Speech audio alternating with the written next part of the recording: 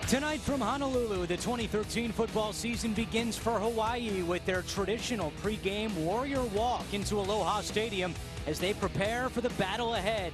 And that battle will not be an easy one as the number 24 team in the land invades the island with their Heisman candidate ready to lead the Trojans to victory on opening night.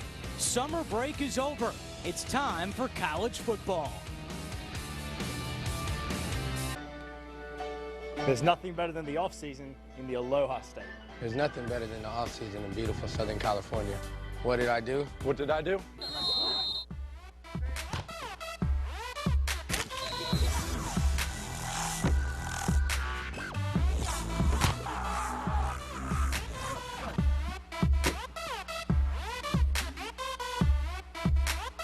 When you're a Trojan.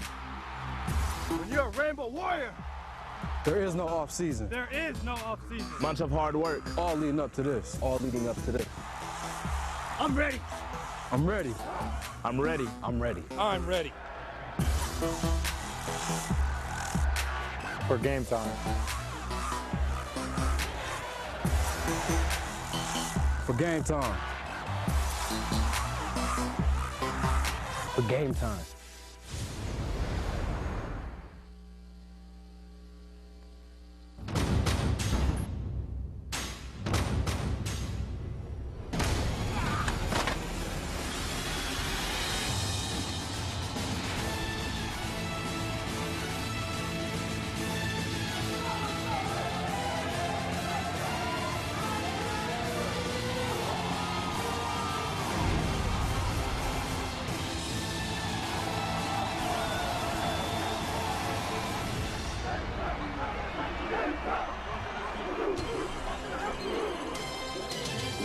Tonight's season opening game on CBS Sports Network is presented by Pep Boys. It is another beautiful day in paradise, and there's a buzz in Honolulu as the 24th ranked USC Trojans visit the Rainbow Warriors. And here comes Hawaii, looking for its first win over a ranked opponent in 3 years. USC arrived on the island Tuesday. They have never lost to Hawaii, 8-0 all time. Hi, everyone. Welcome to Aloha Stadium. Alongside Aaron Taylor, I'm Andrew Catalan. All the hard work in the offseason leads to this. There's something special about opening night, and for both of these teams, it's the first chance to improve upon disappointing 2012 seasons. Yeah, there's no question, Andrew. For USC, it's the road to redemption. They've got to get their swag back after their disappointing last year. And for Hawaii, this is year 2 under Norm Chow. They're in their rebuilding process and trying to improve upon their 2-game win streak. A lot of questions surrounding USC, including one they usually don't have to answer. Take a look at this run of USC quarterbacks, starting with Carson Palmer. He won the Heisman, so did the man who followed him in Matt Leinart. Then John David Booty had a run as USC starter. Mark Sanchez started for the Trojans, and for the last 4 years, it's been Matt Barkley. But the question tonight still remains unanswered. Cody Kessler and Max Wittek both expected to share time. Yeah, no question. Similar production from slightly different quarterbacks. Cody Kessler's a former point guard in high school. He's an efficient playmaker, student of the game, and has a lot of the intangibles. Max Wittek, on the other hand, physically gifted quarterback, big arm, big upside. Look for one of these guys to separate themselves out. And maybe one of the players that's, in my opinion, quite possibly the most electrifying playmaker in college football when he's got the ball in his hands is Marquise Lee. There's a chance if Lee improves on his year from last year, he will lead the Trojans' most prolific receiver. Well, former USC offensive coordinator Norm Chow in his second season at Hawaii, and he's down on the field with Lauren Gardner. And he is ready to go, Andrew. Coach, he has yet to even take a snap, but you speak highly of quarterback Taylor Graham. What is it you like so much about him, and what can we expect to see from him here tonight? There's probably some pregame jitters, but once he gets started, hopefully he'll be okay. He's practiced hard. He deserves this opportunity. We'll see how it goes. Thank you, Coach. And Andrew, Graham has not played in an actual game since high school, but of all the great QBs he's worked with, Chow says that he ranks second behind Carson Palmer in terms of mechanics.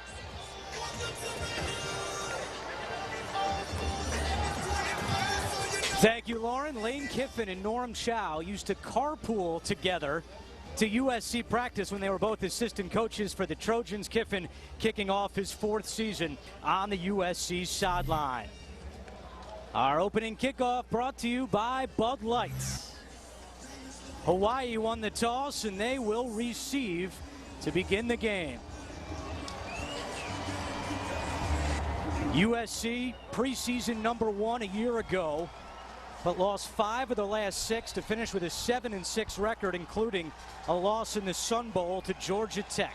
Ranked number 24 in the preseason poll.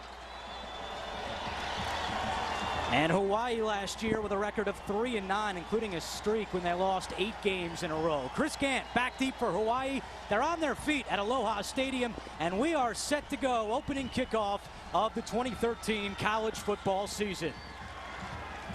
Andre Hidari will boot it away for the Trojans in their road whites.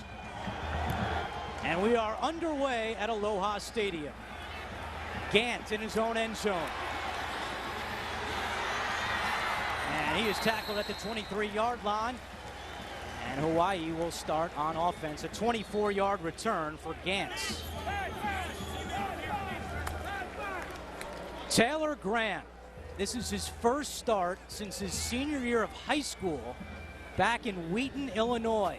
Transfer from Ohio State, sat out last year, and he is set to run this Hawaii offense on 1st and 10.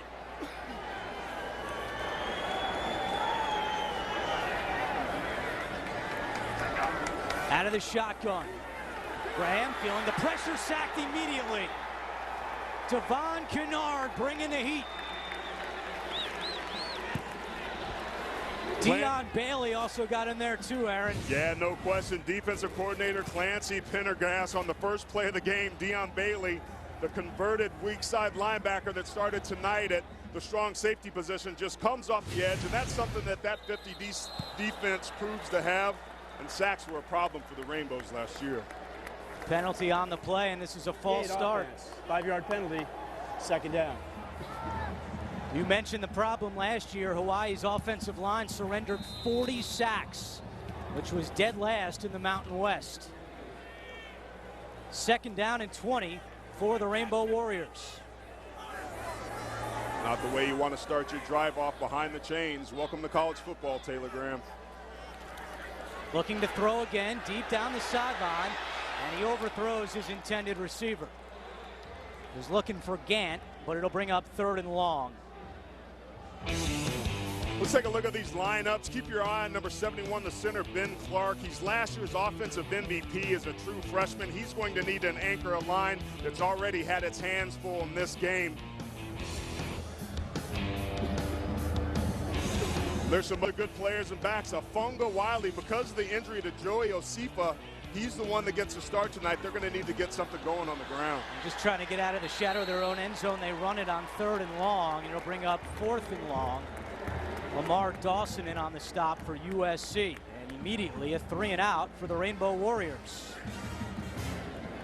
Well, that's understandably to be expected. You don't want to start your first series going 3-and-out, but I think in the long run, Andrew, that's going to help Taylor Graham getting hit on that first play of the game so he can kind of shake some of those cobwebs out. Ruben Guzman, a transfer from Riverside City College, kicking deep to Marquise Lee, who's waiting at the 50-yard line. Guzman, a lefty. And this is a wobbly kick that bounces at the 35. USC is going to have great field position. It rolls a little bit in Hawaii's favor, but they'll still start close to midfield with 13:16 to go in the first quarter. 46-yard punt for Guzman. Well, Cody Kessler is going to get the start for Lane Kiffin. His first career start. The sophomore out of Bakersfield, California, played at Centennial High School. In his senior year, he threw 36 touchdowns and 2 interceptions.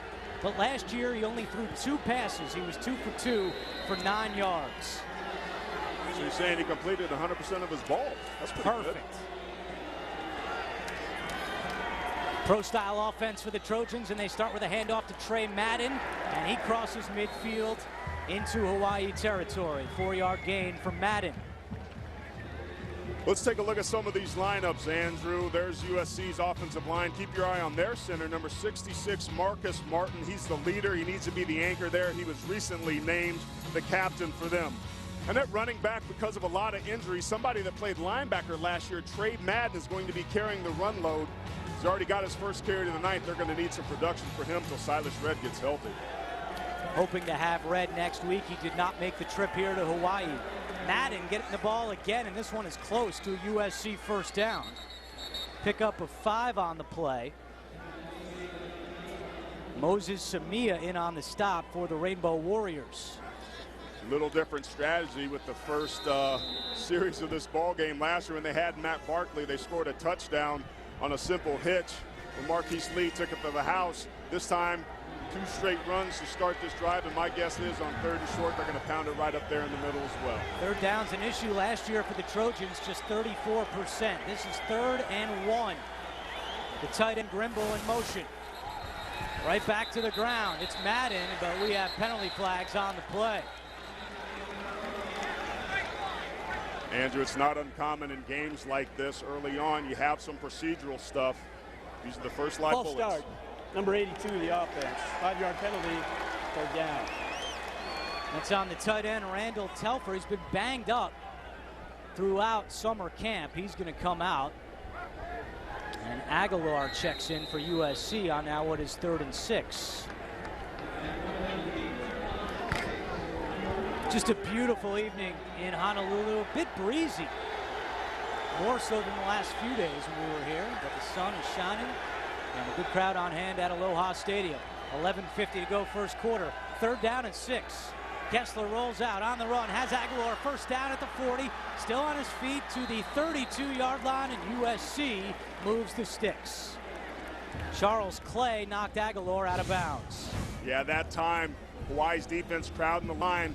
But one of the things that Lane Kiffin likes to do is get his quarterback outside the pocket. And there he hits Nelson Aguilar, who's a player that had a tremendous spring, a really good camp. They're really excited about the balance that he's going to bring so that teams can't double-team Marquise Lee. In the final inter-squad scrimmage last week, Aguilar had 9 catches, 250 yards, and 3 touchdowns for USC. Again, just a scrimmage, but he's capable of putting up some big numbers. And now another whistle.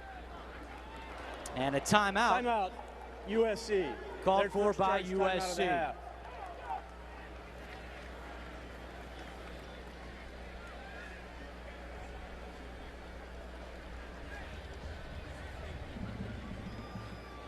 Opening night in college football, USC and Hawaii. And let's take a look at Aaron's 4 to look for. What do you got here, AT? Well, these are just things I want to see tonight out of both of these teams. And for USC, for their defense, first year underneath their defensive coordinator, Clancy Pendergrass. He's aggressive by nature, but can they rattle Hawaii's inexperienced quarterback? I think that's been a check mark in the first play of the game. And will one of the quarterbacks emerge for this USC team? I think the longer that goes on, the longer it could become a potential problem for them. And then for Hawaii, can their offensive line control the line of scrimmage, both in pass protection and running the football? They've struggled a little bit so far. It is early in this ball game, but they'll need to shore things up. And then finally, can the Hawaii defense limit USC's big plays? If they're going to score, they got to make them earn it, and they're doing pretty good so far on this drive. Well, they're already doing better than last year when on the first play from scrimmage, Marquise Lee went 75 yards for a touchdown. I was watching that game film, and I kept trying to rewind it because I know it's like this cannot be the first play of the game. 75 yards for 6. Lee also took back a kickoff, 100 yards in that game. A win for USC, 49-10. Matt Barkley had 4 touchdowns. Following the timeout on 1st and 10, Madden up the middle. And he's brought down at the 28-yard line after a pickup of 4. Let's take a look at the Hawaii defense. The defense this year switching from a 4-3. That Tampa 2 going to be a 50 defense under Clancy Pendergrass. We're talking about Hawaii. Moses Samia, big problems on the defensive line for Hawaii last year, but good thing they got Art Laurel, who returns, a very versatile playmaker to be able to make plays for them. And Merrill Jackson was tied for first in tackles last year for the Rainbows. They're going to need him to be able to make some big plays and help them in the run game. 2nd down and 7. Kessler, quick pass for Lee, and it's over his head, incomplete. And you can see a little extracurricular. Hawaii's game plan was to play Marquise Lee physical. And immediately some contact after that incomplete pass. And that's what you want to do, especially when you have a playmaker like that, Andrew, is to be able to disrupt his timing, be physical. Don't allow him to get free releases, because one of the things he does so well is accelerate. He goes from stopped to full speed right now, so you can already tell Rainbow Warriors playing with a little bit of swag on their shoulders. Big third down for them. Naquan Phillips was the man applying pressure to Lee. 3rd and 7. Madden slips, and he is stacked up at the line. Nothing doing for Trey Madden. Short pickup on the play, and that'll bring up 4th down for the Trojans. Huge stop that time on 3rd down for the Rainbow Warriors. Remember, what a different start to this first game. That gives you some confidence early in this game. But when Madden cuts back, there's a lot of pursuit. Look at all those black helmets around the football. That's how you play big defense, but they got to get it done here on 4th, Andrew. USC going for it. 4th and 4 from the 26-yard line. Aguilar in motion.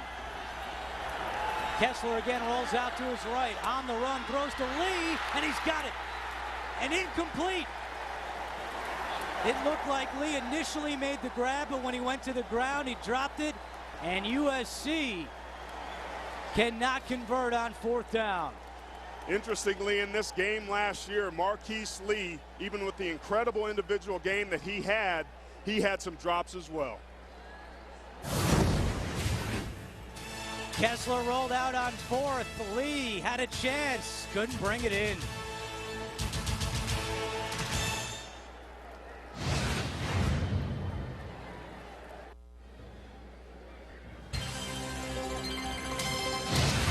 College football on CBS Sports Network is brought to you by Pep Boys. Trust the boys to get you there. By Bass Pro Shops. Your adventure starts here. And by Bud Light. It's the sure sign of a good time. Here we go. Welcome back to Aloha Stadium. No score. First quarter, USC and Hawaii. Following the Marquise Lee drop, Hawaii has it 1st and 10 at their own 26-yard line. Taylor Graham was sacked on the very first play from scrimmage. Rolls out here, chased from behind, throws, and it's picked off. Intercepted by USC. Suya Cravens, the freshman.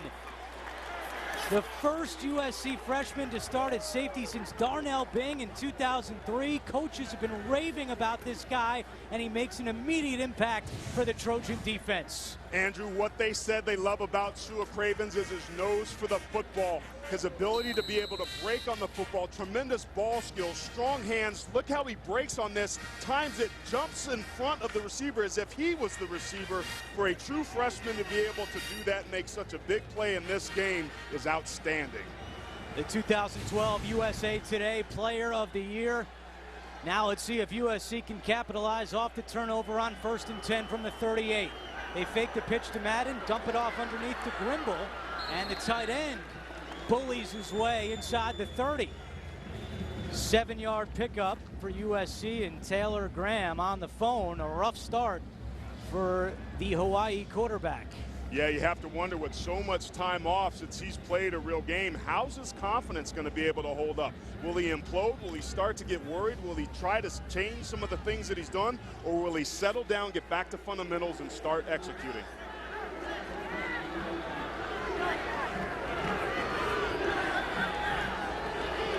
Second down and 2. Give it to Madden, spins out of one tackle, has the first down, and still going to the 24-yard line, and a late flag comes in. Heck of a run that time by Madden. Breaking tackles, there was a lot of penetration by that Hawaii front, but they couldn't close it off to get it done. Personal foul, face mask. Number 23, defense. Penalty to be enforced half the distance to the goal. 1st down. Call on D. Magid, the junior out of Tacoma, Washington. Let's go down to the sideline and Lauren Gardner. Well, I'll tell you what, guys, those past 2 series have done nothing to shatter Taylor Graham's confidence. He's jogged off the field upbeat both times. He even walked up to Chris Gann after that missed pass, gave him a fist bump and said, hey, man, you stay out there. I will definitely get you. All right, thank you, Lauren. Kessler throwing on first down. Has his man out of the backfield. And that is Jaleel Pinner, the fullback. And USC continues to move the ball down the field. A 5-yard pickup on the play. Knocked out by Male Payai. It's really clear what USC is trying to do early on in this ball game, Andrew, is attack the flats, short, high-percentage passes, get the ball into the hands of your playmakers early on, and so far it's been working.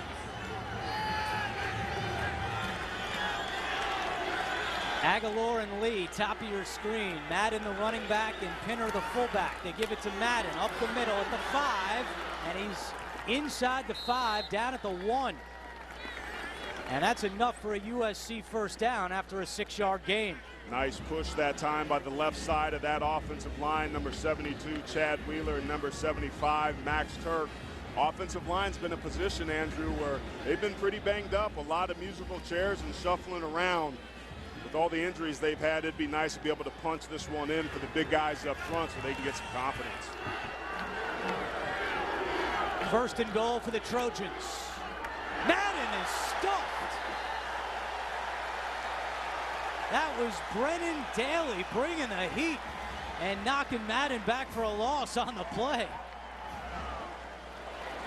Great call that time by defensive coordinator Tom Kallmeyer. To be a good linebacker, you have to have instincts, read your keys. If you see it, you got to hit it and get it done. And that time, Daly does an excellent job of timing his blitz, coming up with the big loss. There's the defensive coordinator, Tom Kallmeyer, in his second year on second and goal. 7:50 to go, first quarter. They fake the pitch again. Kessler, end zone, incomplete.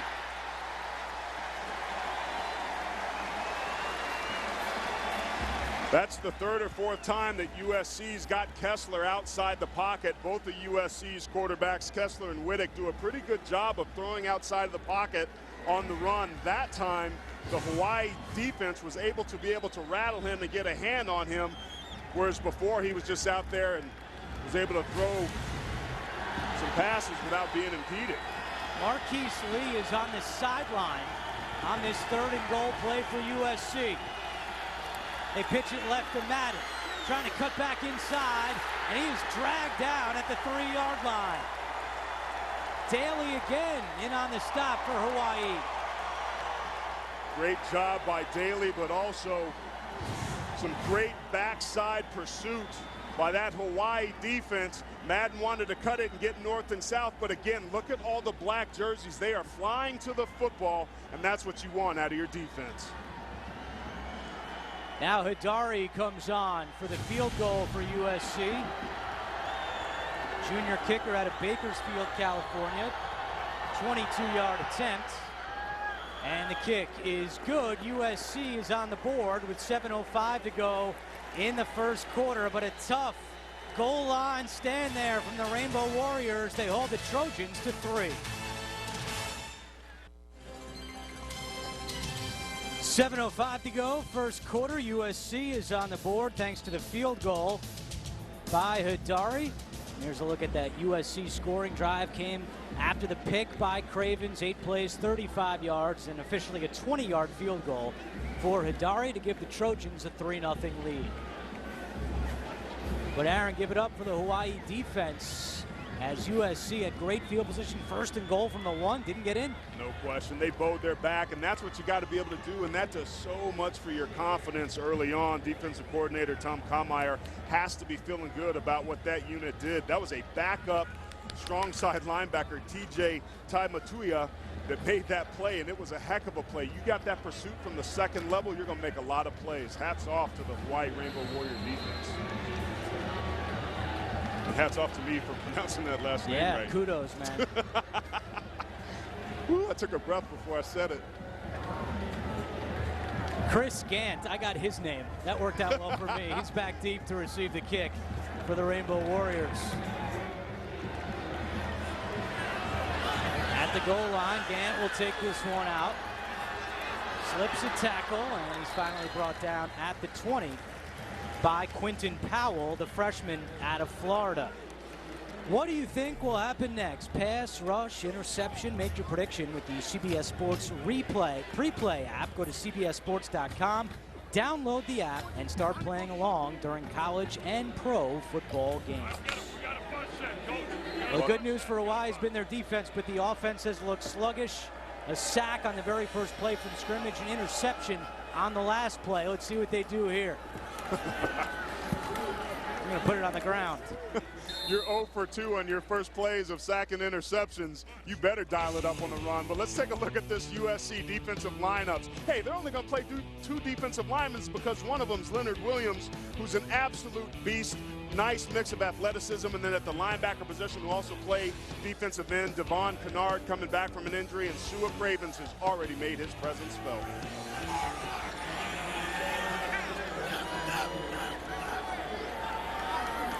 Hawaii hoping to keep it up tempo, not going to huddle too much today.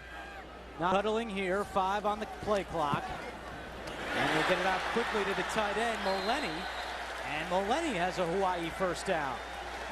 Not surprised to see the play choice from both of these teams be to throw those short underneath passes, high percentage passes, attack the flats early to start to build some confidence. Here it is again, no huddle.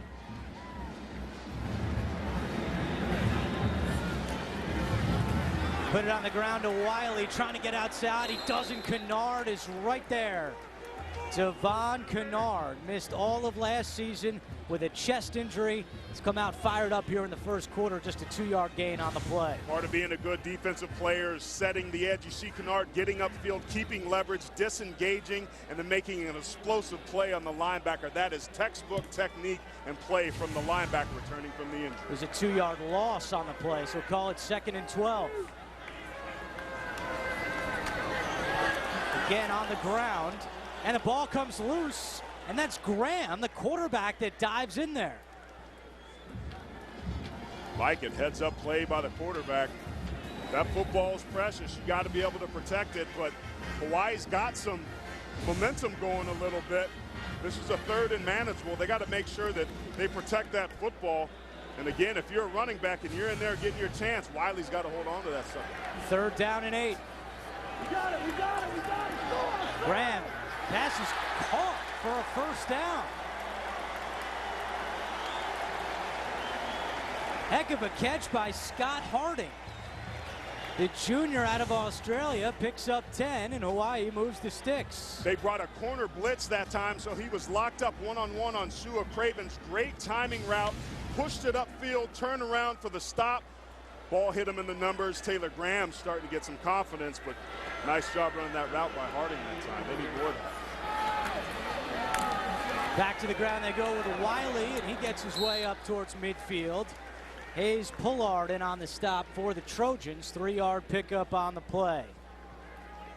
From Aloha Stadium in Honolulu, Hawaii, 4:35 to go first quarter. USC has a 3-0 lead on Hawaii. Andrew Catalon, Aaron Taylor, and Lauren Gardner with you. We thank you for joining us to kick off the 2013 college football season, and join the conversation on Twitter as well. Is that a fullback dive?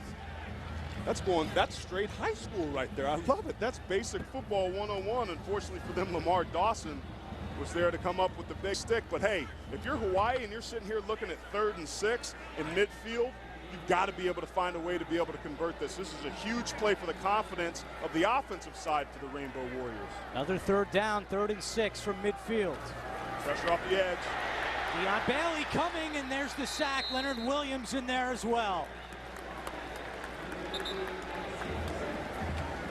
Great job by Deion Bailey coming off that outside edge. Defensive coordinator Clancy Pendergrass loves the strong safety blitz off the edge. You see him at the bottom of your screen there, not in protection. The back recognizes it too late. You've got to be able to have somebody accounted for that backside safety or get rid of the football. USC applying the pressure early, Andrew. Marquise Lee back deep to receive the punt. And this one bounces at the 15, and it stops at the 11. When we come back, we'll see more of Marquise Lee, the dynamic wide receiver for the Trojans.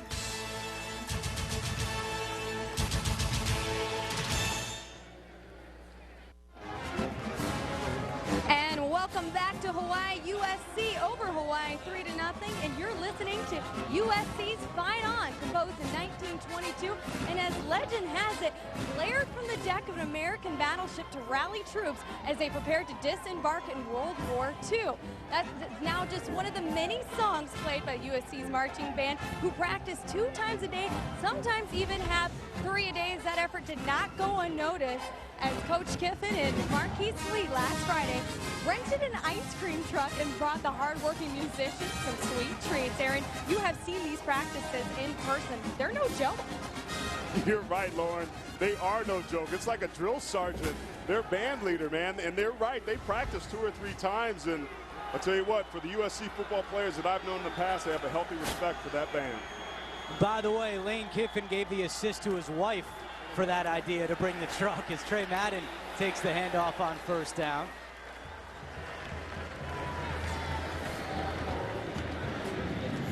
Band leader is Dr. Art Bartner. He is an intense man. 44th season as USC's marching band director. Lane Kiffin said nobody has an appreciation for the band, and that's why we wanted to do something special. Pretty neat to have the head coach and the star wide receiver show up at practice on a hot day with a truck full of ice cream. He's going to have to get treatment on his vocal cords as much as he yells. 2nd down and 7.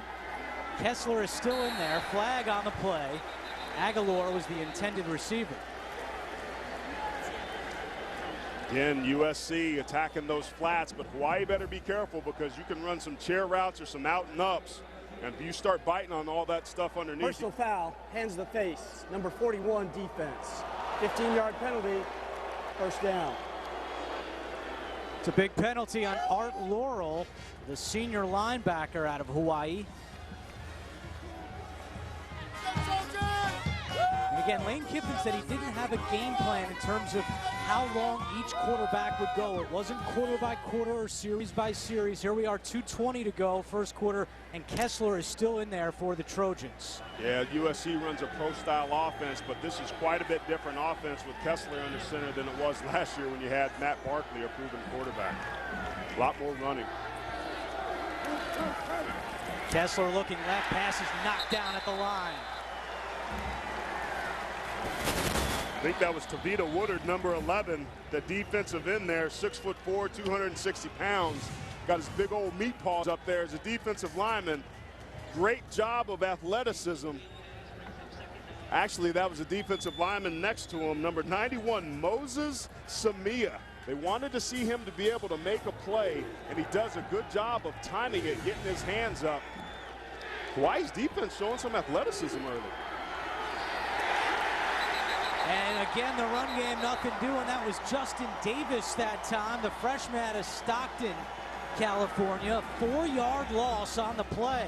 There, I was just a play early. I tried to give Tavita Woodward some love early, but he waited a full play to be able to get there. Great job coming off that edge, holding the point, not getting out leveraged, disengaging and coming off. That's textbook play from that position.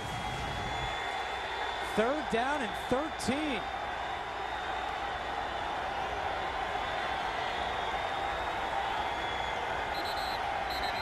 Flag down on the play. It's a screen, and nothing doing for Trey Madden, but we'll see what the penalty flag is. Art Laurel on the stop, along with Naquan Prior to Phillips. Snap, false start, number 77 offense, 5-yard penalty, 3rd down. So right tackle Kevin Graff. His offensive line, again, is one of those places that when you're on the road, you've had a lot of different faces in a lot of different places.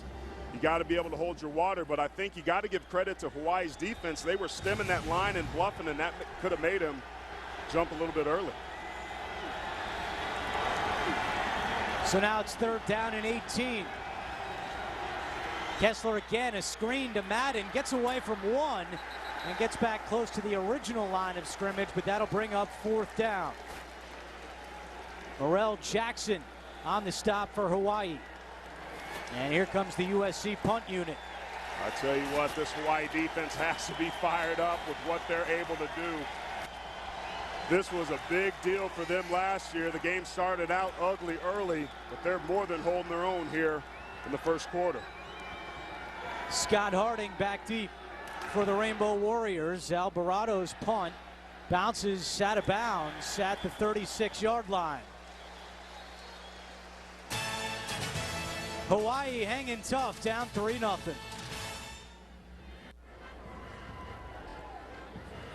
Last year, USC was up 35-0 at the half against Hawaii. Here late first quarter, Trojans clinging to a 3-0 lead as we take a look at tonight's icy hot injury report.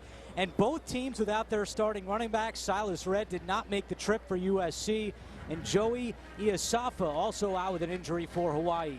Yeah, no question. Both of these teams, important for them to get their running games going early. But I got to tell you, this Trojan team's as banged up as any team I've been able to see. And for Lane Kiffin to be able to do what he's done with so many bodies banged up is pretty impressive. But I think it's allowed some room for some younger guys like Sua Cravens, who's already made his presence felt, get more reps than maybe they would have. Red with the knee, Iosefa with a foot. Both hoping to return soon for their respective teams. Reversing field for Hawaii and with a step. And a first down. Taylor Graham was in on that too. Bubba Puilueni with a 19-yard gain. They can't believe it in Aloha Stadium. Oh, man. Reversing field is never smart, but great job by Taylor Graham there to help his buddy out. Now, his coach may have some words of wisdom and coaching points on him throwing his body around like that, particularly with his throwing shoulder, but that's all the pop that Taylor Graham needed to knock that rust off that he's had since high school. Before that play, Hawaii had 1 rushing yard for the game. Now on first down, Graham in trouble, and Leonard Williams rips him to the ground. The freshman All-American a year ago, preseason All-American first team this year. Very dangerous player up front for the Trojans. Yeah, you see him here kind of on the hash mark right there. Good, getting good push, stops, but look, he doesn't give up on the play. That's his burst and acceleration there. And that's the end of the first quarter. After 1, Hawaii hanging in there. They trail USC 3-0 on the opener of the college football season from Aloha Stadium in Honolulu.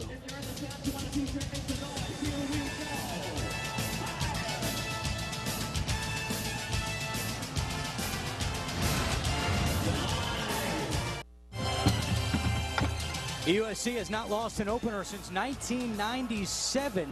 They have a 3-0 lead at the end of the first quarter. College football on CBS Sports Network continues all weekend long, starting tomorrow at 7 p.m. Eastern as Morgan State travels to West Point to battle Army. Then on Saturday at 7, Miami of Ohio takes on Marshall in Huntington, West Virginia. And the weekend action wraps up Sunday at 6 from Sports Authority Field at Mile High between rivals Colorado and Colorado State. Start of the second quarter. Hawaii has it on 2nd and 17. More pressure off the edge. Gets rid of it quickly. And big pickup for Hawaii. That's Lankilde, who comes close to a Rainbow Warrior first down. Great play call there by the Rainbow Warriors. If you want to get the defense to stop blitzing, dial up your screens, your draws, delays. That time Taylor Graham gets the ball out of his hand quickly. That second level of that defense took itself out of the play from blitzing. It was a nice pickup and a makeable third down for Hawaii. 3rd and 2. They're 1 for 3 tonight on third down conversions. Fake the handoff, incomplete. Kennard was coming back there again for USC as this Trojan defense continues to apply pressure to Taylor Graham. Yeah, that one's on him, though. That was wide open. He just put too much arm behind it, kind of one-hopped it off the ground. You got to be able to have nice touch. That's one of the things that Norm Chow, as you see him take that big breath right there, that exhale, he knew that that was a missed opportunity to give them a new fresh set of downs. Taylor Graham has to make that play.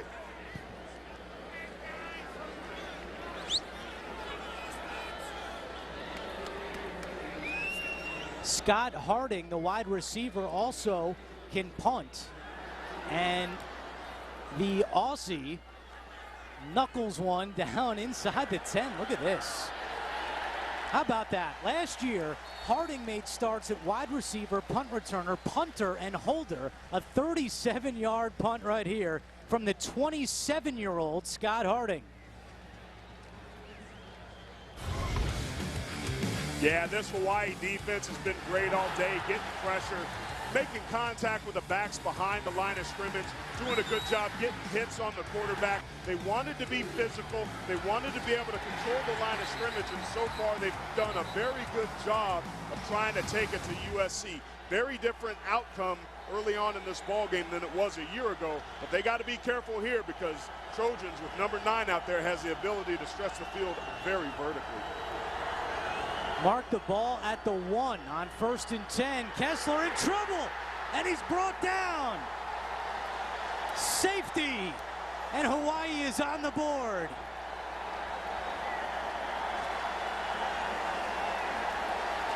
John Hardy to Leo, bringing pressure in the end zone. Kessler is sacked, and now USC will have to kick off. Art Laurel also back there in the end zone. Let's take another look. This is what it is you want to do. Great job of hustle off that backside. He beat the right tackle, number 77, Kevin Graff. The offensive tackle position right there. Both of them getting beat, and you see that pressure coming from that other side. Art Laurel, good job. The very athletic linebacker making his presence felt. Last year, Laurel had 13.5 tackles for loss. That was tied for first in the Mountain West. And a big one here with 14:06 to go in the second quarter. And Aaron, you got to give a big assist to Scott Harding, the wide receiver, who after that punt knocked the ball deep down by the 1-yard line, and that helped create the safety. No question, Andrew. Last year in this ball game, Hawaii had a very similar situation. They pinned USC back, but it was back-to-back penalties that gave the ball to the Trojans, like 1st and 10 at the 20 or the 25. They spoiled that opportunity, but this time, maybe we're starting to see this Norm Chow team grow up in year 2 and start to believe, because you got to think that the number 24 team in the country in Hawaii has a ball game on their hands.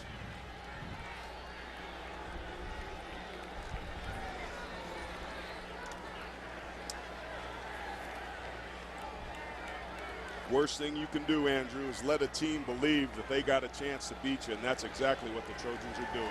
Much different story than a year ago when USC was up 20-0 on Hawaii after the first quarter. Alvarado's going to punt this one away following the safety. Gant is back deep for Hawaii. He takes it at the 25, straight up ahead to the 40. Gant is still going to midfield. Gant spins, and he's tackled at the USC 40-yard line. Great field position for Hawaii. After the big return from Chris Gant, the senior out of Long Beach, California, with a 35-yard return. This team has to be feeling very good. Chris Gant's an explosive player that these coaches like about when you're returning the ball on a punt, which basically this is on the free kick. You got to get yourself north and south, and that's exactly what Gant did. And you see he's fired up. Now, when you got momentum going your way like this, Andrew, if Hawaii's smart, they're going to take a shot for the end zone and try and put some more pressure on this Trojan defense. But they got to get rid of it quickly because that pressure's been getting to them.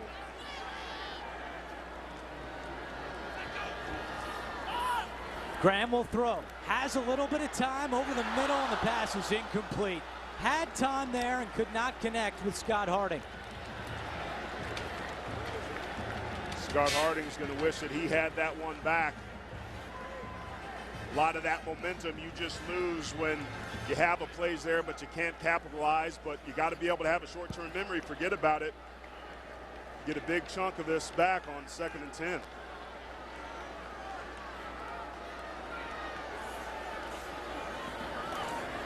Nothing doing here. Miscommunication, and Graham throws it deep and incomplete. Yeah, they had one-on-one coverage that side. Usually the rule of thumb is if you're even, you're leaving on an option route. If you got the DB on your hip, you keep going. That's what Taylor Graham thought that he was going to do, and Gant had other thoughts. Brings up 3rd down and 10 for the Rainbow Warriors. Graham gets rid of it underneath. It's caught, juggled and caught, and that's close to a Hawaii 1st down. It's Harding. Check out Wiley, who made the catch. Fungo Wiley, the freshman.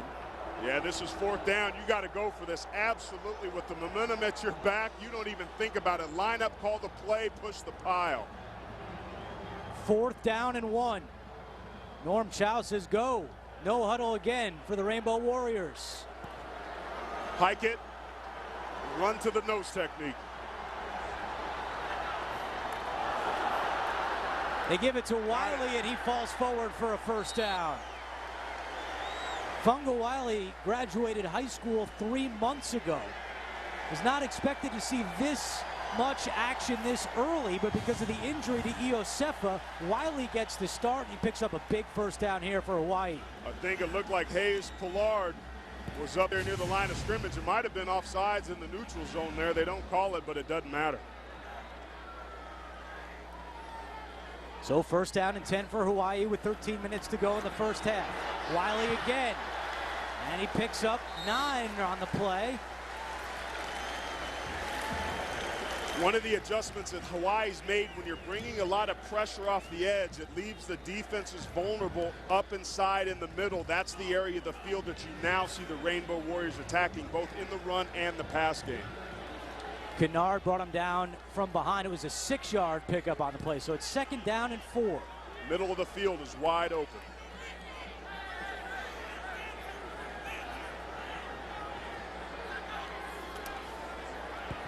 Graham, quick slant, and incomplete. He threw behind the wide receiver.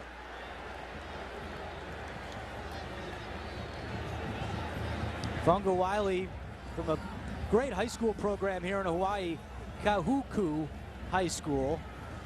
And there's his uncle, Taylor Wiley, who's a character on Hawaii 5-0. So Taylor's down on the sideline rooting on his nephew. Third down and 4, and this time USC comes up with a big stop. That's Jabari Ruffin, the freshman. Little extra pushing and shoving, and now a flag comes in late. That's the frustration of the Trojans right now. They're on the road. This is a team they dominated last year, and they're starting to get frustrated, and that's a true freshman, Shua Cravens.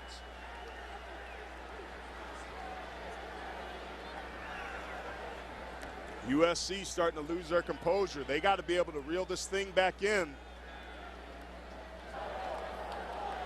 There are unsportsmanlike fouls on both teams. 81 green, 10 white. Those penalties offset. Fourth down. Haynes for Hawaii and Pollard for the Trojans. Hawaii now is keeping its offense out on the field on fourth down and 4, and now Norm Chow sends out the special teams unit. Yeah, this is a little bit more makeable of a field goal, and when you've lost all that momentum, man, go ahead and kick this field goal and take yourself a 2-point lead if you can make it. 42-yard try for Tyler Haddon, the junior out of Whittier, California. Kick is up, and it is good. And with 11:43 to go in the first half, Hawaii has taken a 5-3 lead on USC. Much different story than a year ago. Hawaii getting it done on defense and special teams.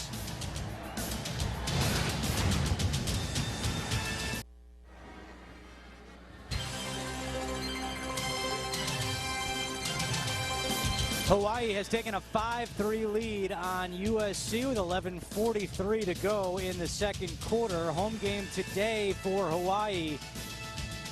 But these Rainbow Warriors will be racking up the frequent flyer miles. As you take a look at some of their road trips, round trip miles, it adds up to over 38,000 for the year, including the longest trip to Navy in early November. In fact, after the Utah State game on November 2nd, Hawaii is just going to stay on the mainland, hang out a few days in Utah, and then go out east to play Navy. But this is all part of the recruiting puzzle that Norm Chow has to put together for the Rainbow Warriors. It's not easy to lure players from the mainland here to Hawaii. You think, oh, it's so beautiful, who wouldn't want to play there? Well, Norm Chow told us in our meetings yesterday that a lot of kids don't want to be that far away from home, and there are a lot of challenges in bringing kids from the mainland here to Hawaii. But one of the things he says that he pitches the kids is you'll get frequent flyer miles, and you can use it to get a free ride home after the season. Kids want to be near their mama. Marquise Lee on the kickoff return. and he's taken down at the 22-yard line. Let's go to our CBS Sports Network studio in New York. Adam Zucker has an update. All right, Andrew, thanks. Yeah, you can lure me to Hawaii anytime. South Carolina coming off consecutive 11-win seasons, up 10 on North Carolina in the third when Mike Davis breaks out a 75-yard run.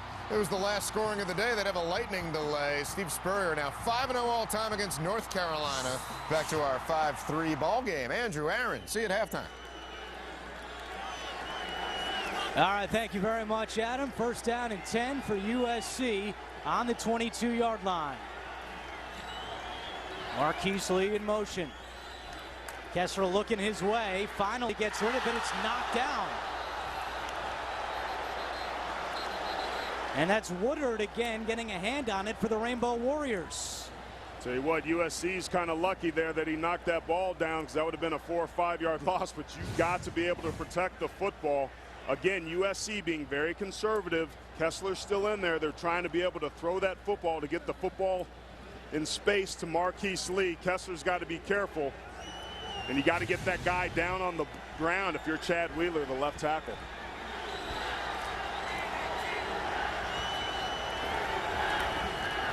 Kessler fakes the handoff, hits his tight end Grimble on the run, and he's knocked down at the 28-yard line. Andrew, I think one of the stories of this ball game is that Hawaii's playing physical, and I think they're playing more physical than the USC Trojans. Last year they got pushed all the way around, but look at that defense fly to the ball. Look how physical they are, knocking Xavier Grimble down. That's 6'5", 250 that just got laid out. I tell you what, Kalmeyer's got to be pretty happy with the way his defense is playing physically tonight. Third down and 3 for the Trojans. Kessler knocked down again, and it's Woodard again. Kessler now 5 out of 11 on the day, and USC brings out the punt unit. Excellent job again by the Rainbow Warriors getting themselves off the field. Again, attacking the outside edges in the flats, but Tavita Woodward again tries to get him cut on the ground, but he stays on his feet.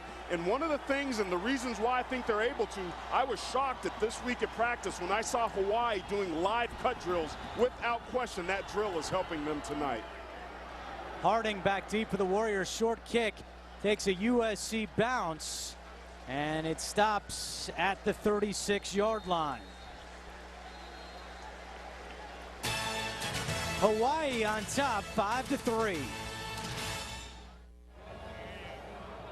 And welcome back to Aloha Stadium. Hawaii with a 2-point lead over USC in a new football season and something new for our broadcast. The spot, and in this very spot, the 11-yard line in the 06 Hawaii Bowl. Warriors quarterback Colt Brennan broke an NCAA record when he threw for his 55th touchdown pass of the season. He later went on to throw 3 more in that win over ASU, and known as a big team guy, Brennan learned enough Samoan from his teammates that he used it to call plays from the line of scrimmage.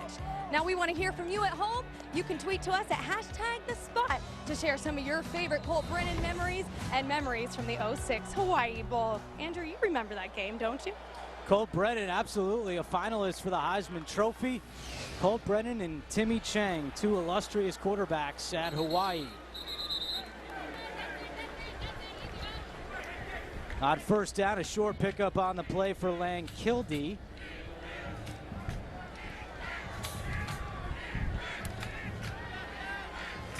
J.R. Tavai that time on the play. Hawaii staying committed to running the football, which I like, because they've got to be able to keep this USC defense honest, but you got to have some success on first down to do that. They go right back to Lankilde, nothing doing. Dawson right there for the Trojans. I tell you what, Hayes Pullard is timing the snap unbelievably. He's walking up an A-gap that's really hard on the offensive line. I played with a guy that used to play at USC, number 55, Junior Seau, that did the exact same thing. This guy wearing number 10 tonight. Better be careful, though. Check that, Hawaii 1 for 6 on third downs tonight. They got a third down here. Graham Across the field, incomplete. Good coverage on the play from Torin Harris. And Hawaii will be forced to punt. A couple different times tonight we've seen the accuracy issues of Taylor Graham. Sometimes when you're a big, strong quarterback with a big, strong arm, throwing those touch passes accurately can be difficult, and we've seen that a couple different times. The one hop on the series before this and that last one. Ruben Guzman is back in to punt for Hawaii. Scott Harding punted the last two for the Rainbow Warriors, and Marquise Lee back deep at the 25-yard line. Guzman bounces it at the 30, takes a USC bounce, and Hawaii will down it at the 35-yard line.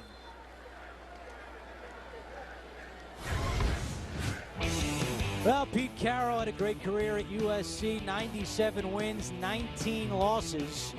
Although in 2005, the win total, the championship, the Heisman vacated by the NCAA, but Lane Kiffin and Norm Chow, both assistants under Pete Carroll. Norm told us that both Chow and Kiffin lived out by Manhattan Beach. They would carpool to work together. As Chow said, to try to fight the traffic, it was nice to have somebody next to him on those car rides to practice. Kessler is still in there. Marquise Lee makes the catch. And Aaron, my question to you, are you surprised that we haven't seen Max Wittick yet?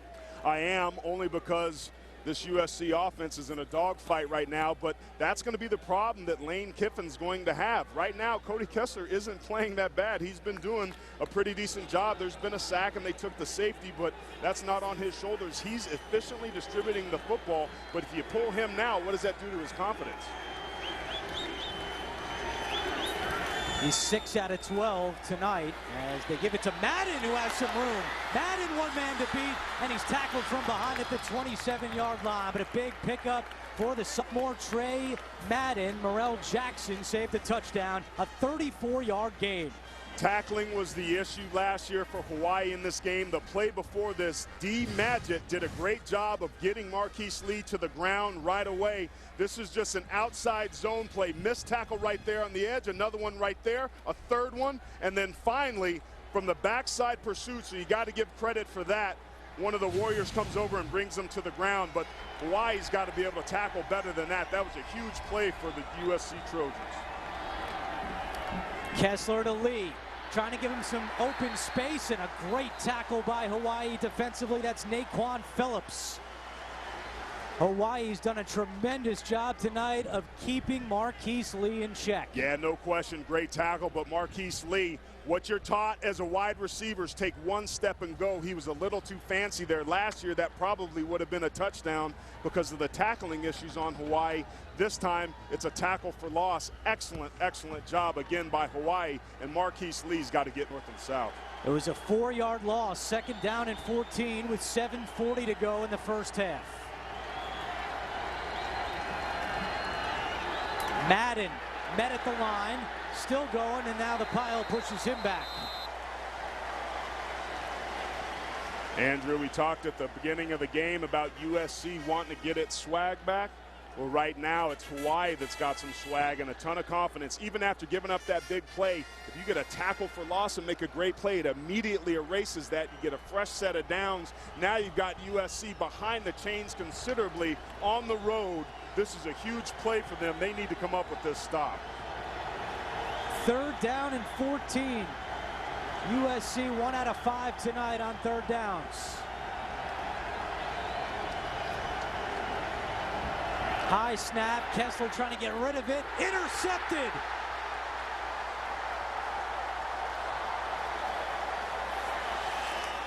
Kessler frustrated. Morrell Jackson with the INT for the Rainbow Warriors. And how about this Hawaii defense? Making plays, baby, making plays. Now I think we'll see a quarterback change, my friend. Hawaii still on top, 6:46 to go, first half.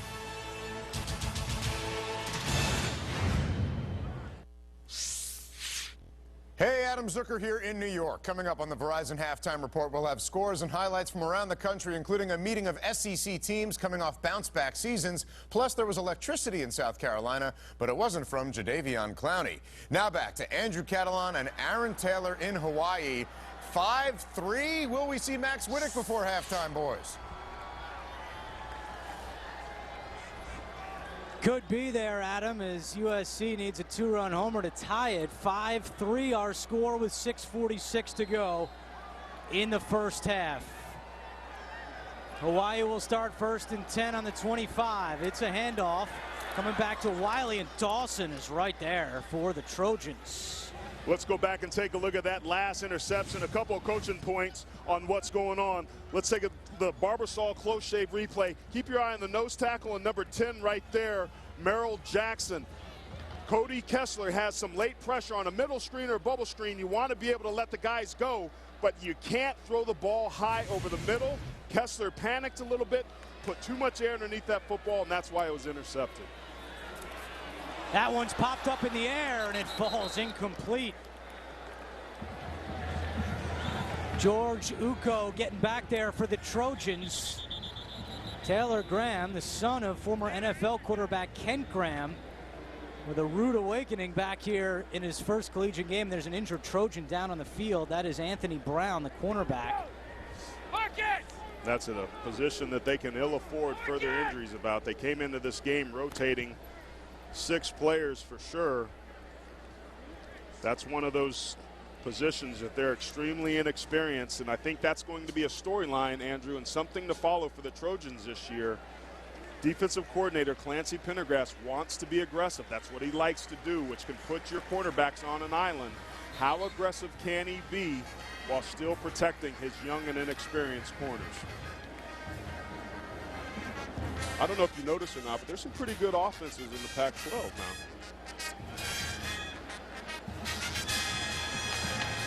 There you see the 2 quarterbacks talking a little bit. It's going to be really interesting to see how Lane Kiffin handles this situation. You pull Kessler right now, you risk blowing up his confidence. But he did make a bad play, and you got another good quarterback on your roster. 3rd down and 12. Graham is picked off. Second interception thrown by Graham. And USC will have golden field position. Hayes Pullard with the pick for the Trojans. Well, Hayes better get in the huddle and give his teammate Devon Kennard some love. He absolutely blew up the left tackle. There was some pressure up front right there, hit just as he's throwing it. Without question, Devon Kennard getting there. Ill-advised pass, but it's very hard for quarterbacks, especially ones that haven't played too much, to be able to make good decisions under duress. This is the very thing that Taylor Graham will grow from, and you got to give credit where credit's due. Pullard made a good play because of the pressure. Pullard had an interception return for a touchdown last year against Hawaii, and he gets one here in the first half. I like the call to keep Cody Kessler in. He's been playing pretty good up to now. You pull him, I think you risk ruining his confidence a little bit, especially after a big turnover. He's warmed up. What better way to erase the memory of that interception by getting some points on the board here late in the second. Short field to work with, 2nd and 5. Madden, the workhorse, back here in the first half for the Trojans, and looks like he's going to be just short of a USC first down. It'll bring up 3rd down and 1. I'm so impressed with the linebacker play from Hawaii, shedding that time the fullback Jaleel Pinner. Great job to get themselves in a position here on 3rd down. Madden, that's going to be close. That's going to depend on the spot. Tried to get out wide, but John Hardy Tuliao was right there for the Rainbow Warriors.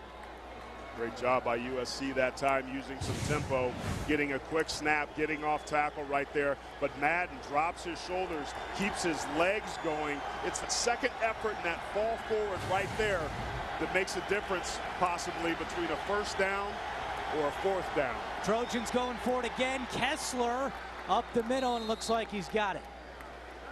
They went for it on 4th down in the first quarter, did not convert when Marquise Lee dropped a pass along the sideline. This time, they get the first down. Kiffin's got to be happy about that. USC is in a much closer ball game than they thought possible. But here they are entering the red zone. They're first of the half. First time out for Hawaii in this first half.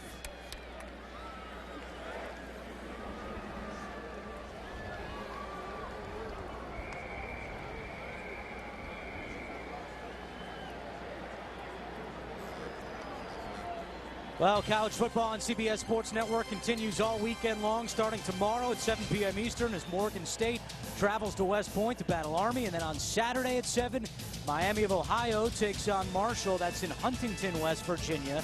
And the weekend action wraps up Sunday at 6 from Sports Authority Field at Mile High between rivals Colorado and Colorado State.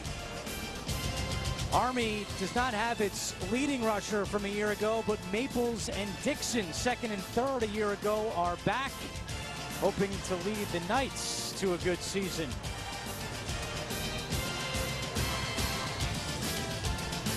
Yeah, Raymond Maples really had a nice year last year. As USC enters the red zone here, this is an area that they particularly struggled, and a big reason why they weren't as successful in 2012 as they were in 2011, even though they put up as many yards. First down and 10 from the 19-yard line. Kessler, time, going end zone to Aguilar. He's got it. Touchdown, USC. A 19-yard touchdown. Kessler to Aguilar, and USC regains the lead.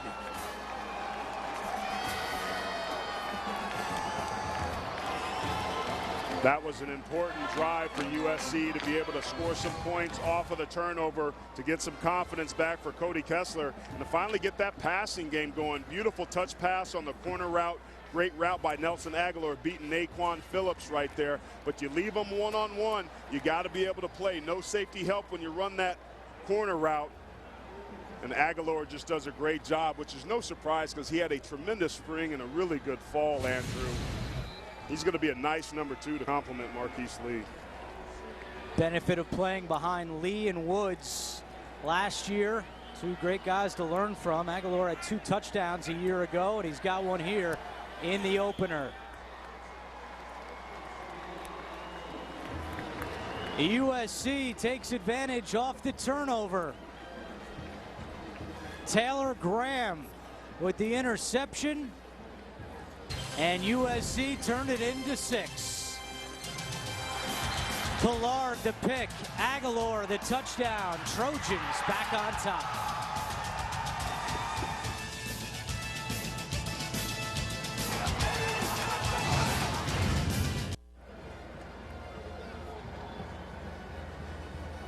Sophomore Nelson Aguilar from Tampa, Florida, has given the Trojans the lead once again. After the interception, Aguilar takes it in from 19 yards out. All 10 USC points have come off Hawaii turnovers.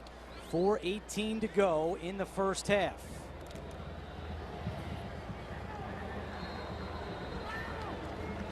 And Taylor Graham getting ready to go back to work. Graham is just 4 out of 13 tonight with 2 interceptions. Gant is back deep for the Rainbow Warriors. Sorry, buddy. Both these offenses have been pretty conservative. I'd like to see Hawaii try and take some shots downfield as well.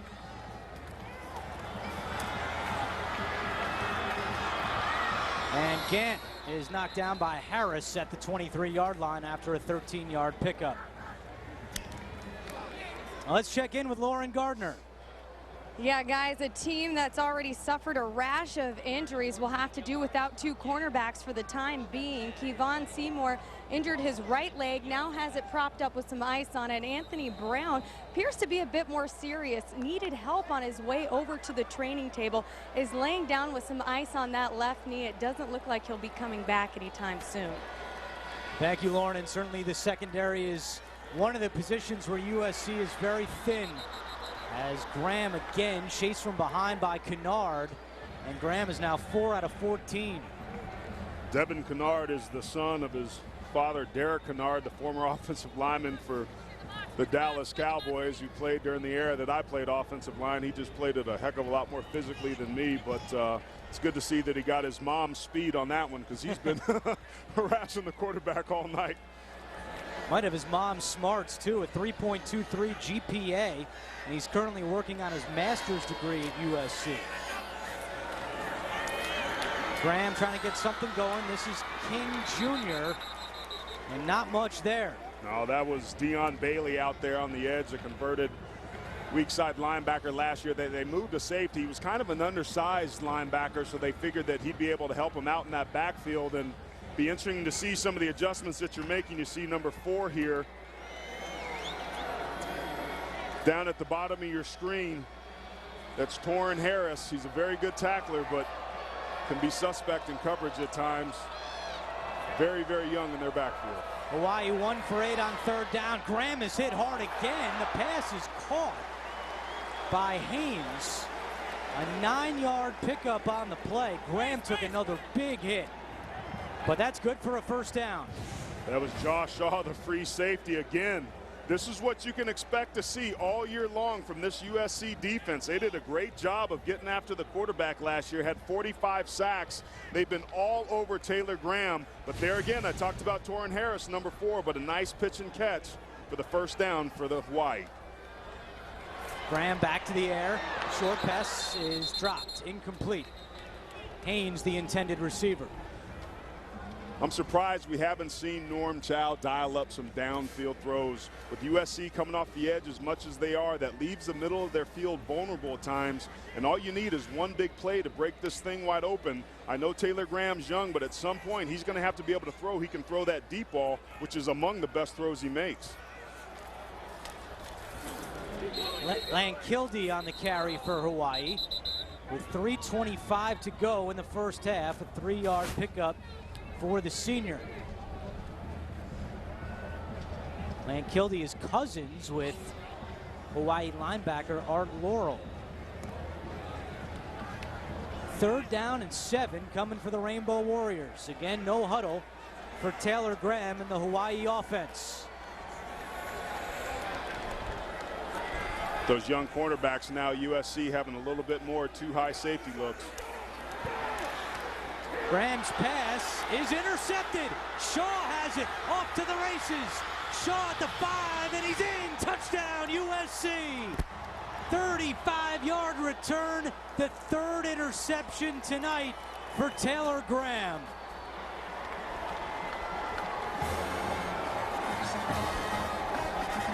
To win on the road, Andrew, you got to pack your running game or your defense, preferably both. USC in these last couple of drives have come up with huge plays to be able to get themselves back in this ball game and give themselves a comfortable lead. All of USC's points have come directly off Hawaii turnovers.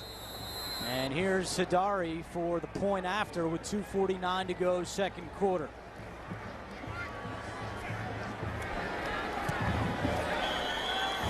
Extra point is good. Josh Shaw had 2 interceptions last year, comes up with a big one here today as Kemp could not bring it in, off his fingertips and right to Josh Shaw. Yeah, you see him coming from the right side of your screen on the crossing route. They tried to run a little pick concept, but as a true freshman, man, going over the middle, you got to bring that one down. That is 100% on him, and oftentimes with young receivers, even as talented as they are and as much potential as they have, concentration and catching the ball first is among the priorities, and he is solely, in my opinion, responsible for that pick 6 right there. But that's how you learn. Remember, we talked about this game being a measuring stick. Marcus Kemp's best football is in front of him, but you cannot afford to make mistakes like that when you're playing the number 24 team in the country. USC defense last year was a big problem. They gave up 394 yards a game. That was the 2nd highest in school history. And they gave up 24 points per game, which was the 4th highest. But one thing they did do well was pick off the ball. They had 19 interceptions a year ago, their most since 2008. And Shaw comes up with a big one here late in the 1st half. Shaw also had an interception a year ago against Hawaii. Yeah, they're going to need that, buddy. Shaw's been one of the players. He's a leader for that team. He's a converted quarterback. He's the guy that gets out there and communicates. He directs traffic. He's a vocal leader, and leadership is something I think this USC team can stand to have a little bit more of. I think on the defensive side of the ball, they're fine, but offensively, they need some more guys to step up. Gant from the 3-yard line. And he runs out at the 25. It's been a tough Hawaii debut for Taylor Graham. This is his first start since senior year of high school and 3 first-half interceptions. Here you see him outside the pocket, rolling to his left as a right-handed quarterback. It's hard to get mustard on that. That one was underthrown. That was a bad decision. And this one's on his receiver, Marcus Kemp, just bobbling the football. Great heads-up play on the tip drill for Josh Shaw to bring it back for the touchdown. Norm Chow said his goal for Taylor Graham was to have a 62% completion percentage. And he said he hasn't been doing that over the summer. In their scrimmages, it was barely 50%. And tonight, Graham 6 out of 18. Come on, Andrew, real quick. What percentage is that, buddy? 33? Around there, I hope. That's pretty good, 33-3. You got to be able to complete more than 1/3 of your passes. And with that conservative play call here on first down, my guess is Norm Chow, if they don't convert this third down, is going to want to eat up some of this clock. But again, stretching the field vertically. Taylor Graham at practice when I saw him, and according to coach, throws a beautiful deep ball with that strong arm. They got to let him uncork it. Lankilde straight up the middle, and again that bruising USC front seven, no doubt the strength of the Trojans defensively this year. A lot of high expectations for this team. A big reason, looking at that young man right there, Leonard Williams, so much talent, so raw, but so good. Lamar Dawson, what he brings to the table. Josh Shaw just had that huge pick 6. They've got playmakers on all 3 levels. Unfortunately, they just don't have a whole lot of depth. 3rd down and 6. Each team with 2 timeouts remaining. Hawaii 2 for 10 on 3rd downs tonight. Graham stays in there. Now he's knocked to the ground. Yuko in there for the Trojans. 5 sacks last year. And the big guy gets to Graham here on 3rd down. One of the things that I've been really impressed watching film on George Yuko is his get off in his first step. He stays after it. He doesn't give up on plays, and you see it right there. He got stoned at the line of scrimmage, but he fights through it, stays alive, and as a defensive lineman, that's what it is you want to do. Better cover that belly up, though, a little bit. It's looking a little loose. Easy for you to say now that you're up here in the booth. Hey, I got mine covered up. Mine's loose, too. 4th sack tonight for the USC defense, and they've called timeout to stop the clock with 1:27 to go in the first half.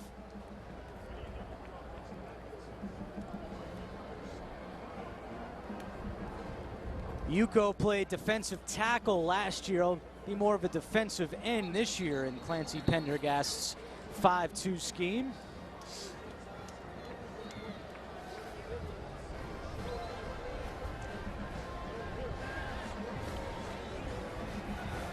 Scott Harding will punt for Hawaii, and Marquise Lee is waiting at his own 45-yard line. Bad snap, and he just gets it away. Lee backpedals, now takes it at the 32. Got to keep contained. Still going backwards. Big block, Lee still going. Now ball is out.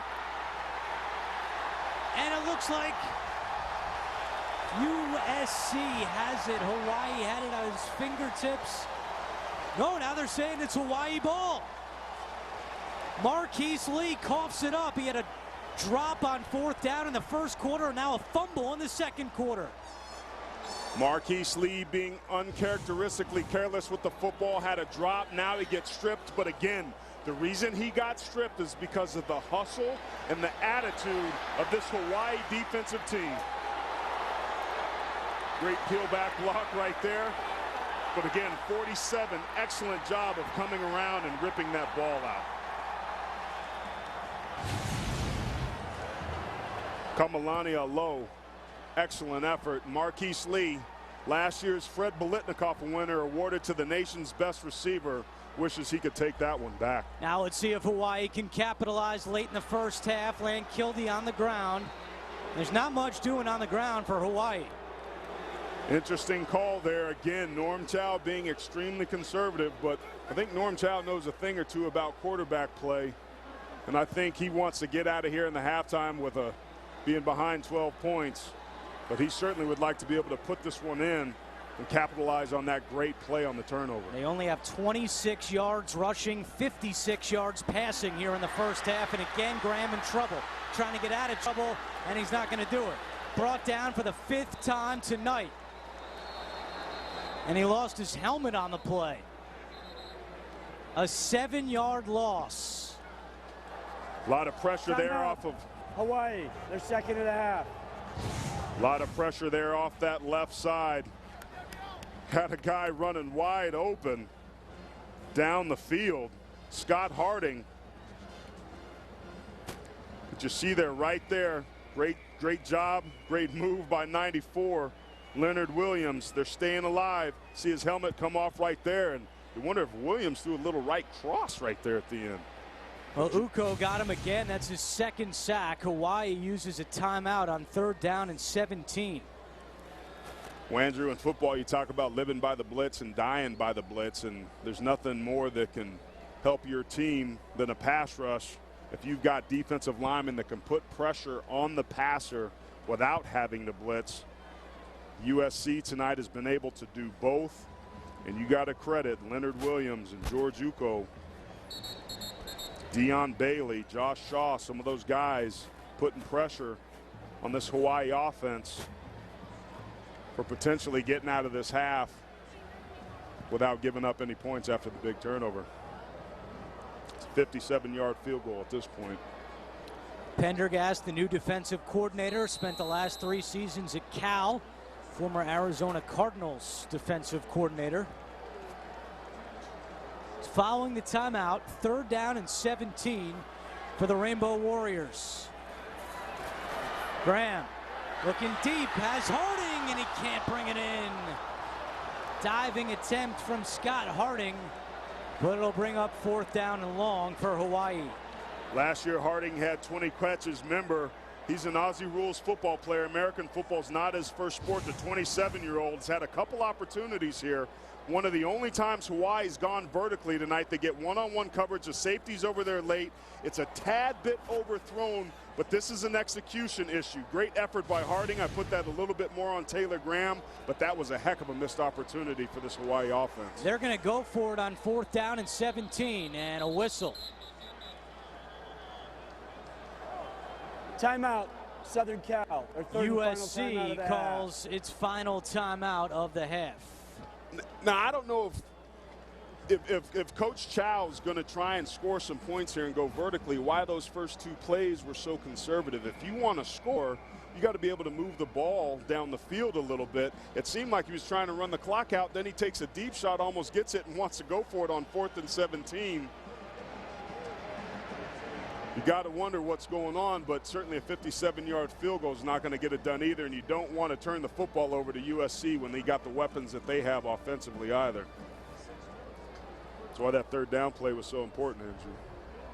Well, you look at it, too, Taylor Graham has had very little time to throw. Yeah. So is he trying to protect him, getting him into the locker room? He's going to take a shot. You're right. It seems like he's kind of wavering back and forth as to how to handle this with Taylor Graham, who – again, hasn't played since high school, transfer from Ohio State. That means, Aaron, he hasn't been hit since high school. He's only been going through practice wearing that red jersey. This is the first time he's taken some licks, and you got to think Norm Chow's feeling, how many more times can I let him take a lick? Yeah, no question. Well, he's a big dude. He certainly is built for it. You look at what Sean Schroeder did last year. I think he was on the ground 50-plus times. They gave up 5 sacks. Taylor Graham, though, I got to give him credit. He's hanging in there. Hawaii desperately needs this one. They're in a cover 2, 2 high safeties right now. Look for slants, posts, and corners. 4 verts. Graham got punished again. Pass is incomplete, and Graham, wow, took a big hit. George Uko there. Devin Kennard there. Again, that front 4 of that USC defense is showing again that they can rush the passer. That's going to help them out all year if they can put that much pressure with their front four. That was Jabari Ruffin, the freshman, applying the pressure to Graham. And now USC, no timeouts, 22 seconds left. What do you do here, Aaron, if you're Lane Kiffin? Man, if I got number 9 on my team, I'll take a shot, I think. I think you put him on the outside and you say either hit him if he's open or you throw it out of bounds. You don't put yourself in a situation where you turn the football over, but you got some incredible weapons and explosive players. Let them touch it. It's been Kessler this entire half for the Trojans. Over the middle, there's number 9, Marquise Lee, has a first down, and he'll run out of bounds wisely at the 46-yard line. A pickup of 14 on the play for Lee. I like the play call. They're running a dig from that left side, which is a deep in route. Gets himself in front of the safety behind the linebackers, and again, an open field. There may not be any better in the country than Marquise Lee, and he does a great heads-up job of getting outside, getting out of bounds, and stopping the clock. Just the 3rd catch of the half for Lee, and he also fumbled that punt return. 13 seconds left. Again, USC with no timeouts remaining. Kessler right back to Lee at the 40, and he gets out of bounds. That's where Lee is so dangerous. He can catch a 2-yard pass and turn it into a touchdown. He did that on the first play of the game last year. Hadari's career long is 50. His long last year was 41. Right now, USC has the ball at the 38-yard line. About a 55-yard field goal. So you figure they need at least 5 more yards to try to give Hadari a chance. Marquise Lee on the bottom of your screen.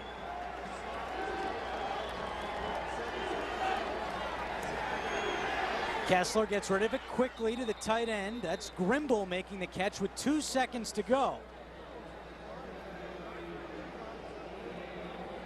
And Hadari is going to come out and try to tack on 3 more before halftime. This will be a 42-yard field goal here from the 35. 52, excuse me. 52-yard field goal. Again, his career long is 50. Man, I was asking you to do math, and I just mush-mouthed it. Notre Dame, baby, Notre Dame. And a timeout by Hawaii. Timeout. Hawaii, their 3rd and final of the half. 30 seconds in length. Hadari had a good year 2 years ago. He was 15 out of 17, including that career-long 50-yarder. Last year struggled with his accuracy a little bit. It was only 10 out of 16 on his field goals, and his long was 41. 2 seconds to go in the first half.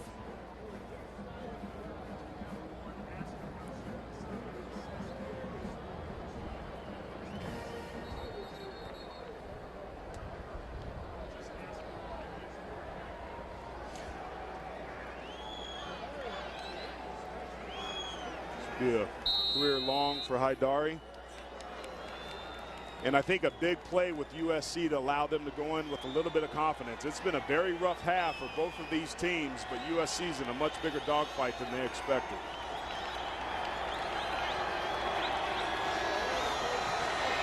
Kick is away, and the kick is good from 50. Andre Hadari matches his career high.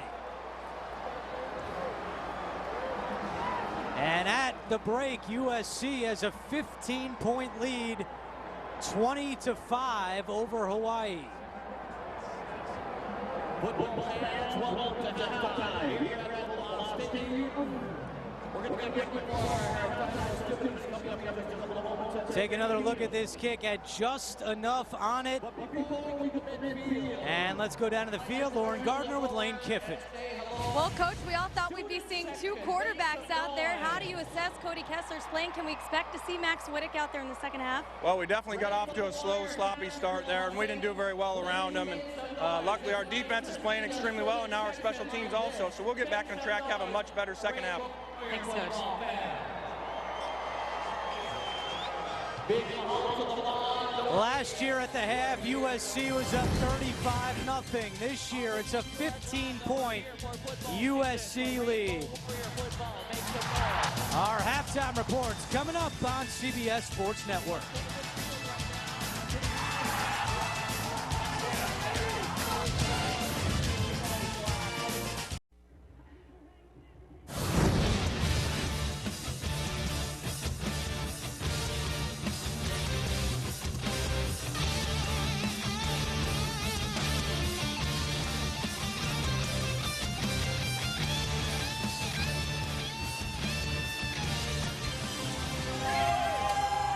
Welcome back to Aloha Stadium. Moments away from the start of the third quarter, and at the half, USC has a 20-5 lead. Alongside Aaron Taylor, I'm Andrew Catalan. Hawaii hung tough there for a while. USC pulled away a little bit late in that second quarter. Turnovers, the big storyline. Yeah, there's no question. I've been really impressed with the defenses from both of these teams, but particularly with Hawaii. They are out-physicaling USC. Let's take a look back at your Aaron's 4 to look for that we showed you early on in the first quarter.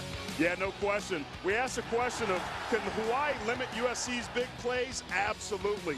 Only 4.5 yards per plays for the Trojans. They did a great job stuffing the run and getting after the quarterback and getting a sack early on. They're going to need a big effort out of that unit in the second half. And then for USC, can they rattle Hawaii's inexperienced quarterback?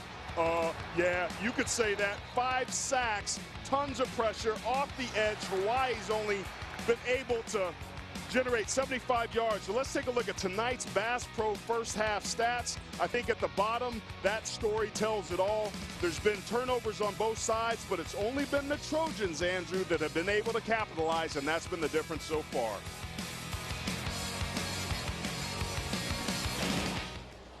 All right, let's take a look at tonight's QB pass chart.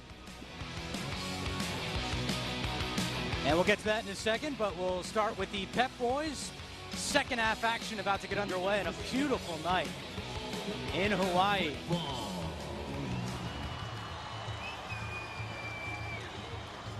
So Hawaii will kick off. And by the way, they changed that field goal late in the first half to a 52-yarder for Hidari. That's the longest field goal at USC since 1990 and equals the 4th longest of all time as that kickoff goes out of bounds. So USC will have good field position to start the third quarter, but a 52-yarder from Hidari to close out the first half.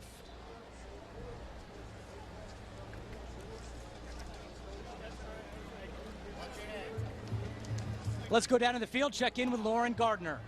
Yeah, Andrew, I spoke with the realistic Norm Chow when it comes to Taylor Graham. He said, of course, he's not going to come out there right away and play like Matt Leinart, but he did say that he did make some nice throws. He was pleased with part of his play. He really needs to focus on avoiding that pass rush and move his feet better and work on releasing the ball earlier. All right, thank you, Lauren. Graham will start the second half watching from the bench. Cody Kessler back out there for the Trojans. Still no Max Wick tonight. Kessler in the first half, 10 out of 17, 95 yards, a touchdown, and an interception. He will throw on first down here. And he's not going to be able to. Kessler is brought down. Sawi Matangiese on the tackle for Hawaii. And now we take a look at our Pep Boys QB pass chart. And you can see, Aaron, a lot of stuff underneath. Yeah. For Cody Kessler. When you're on the road with a first-time starter, you want to throw those high-percentage passes. But SC has yet to be able to stretch the field. They had that 135-yard touchdown on the corner route to Nelson Aguilar. I think in this second half, they need to take some more shots down the field because underneath, Hawaii's been playing tough.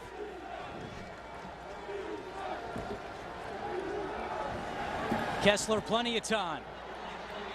Pass is high, intended for Telfer and incomplete. Great protection that time by USC's offensive line. Good downfield coverage as well. Both safeties walked up and bailed at the last moment. Kessler had to come off his first read trying to hit Nelson Aguilar and came underneath and just had too much mustard on him. That'll bring up a 3rd down and 10 situation for Lane Kiffin and the Trojans. 1 out of 7 in the first half. That ain't going to win you a whole lot of ball games, Andrew. USC needs to get in some sort of rhythm here offensively to start the second half, which means they have to convert a long 3rd and 10. Kessler looking for Rogers, and it's incomplete. Kessler a little slow to get up there.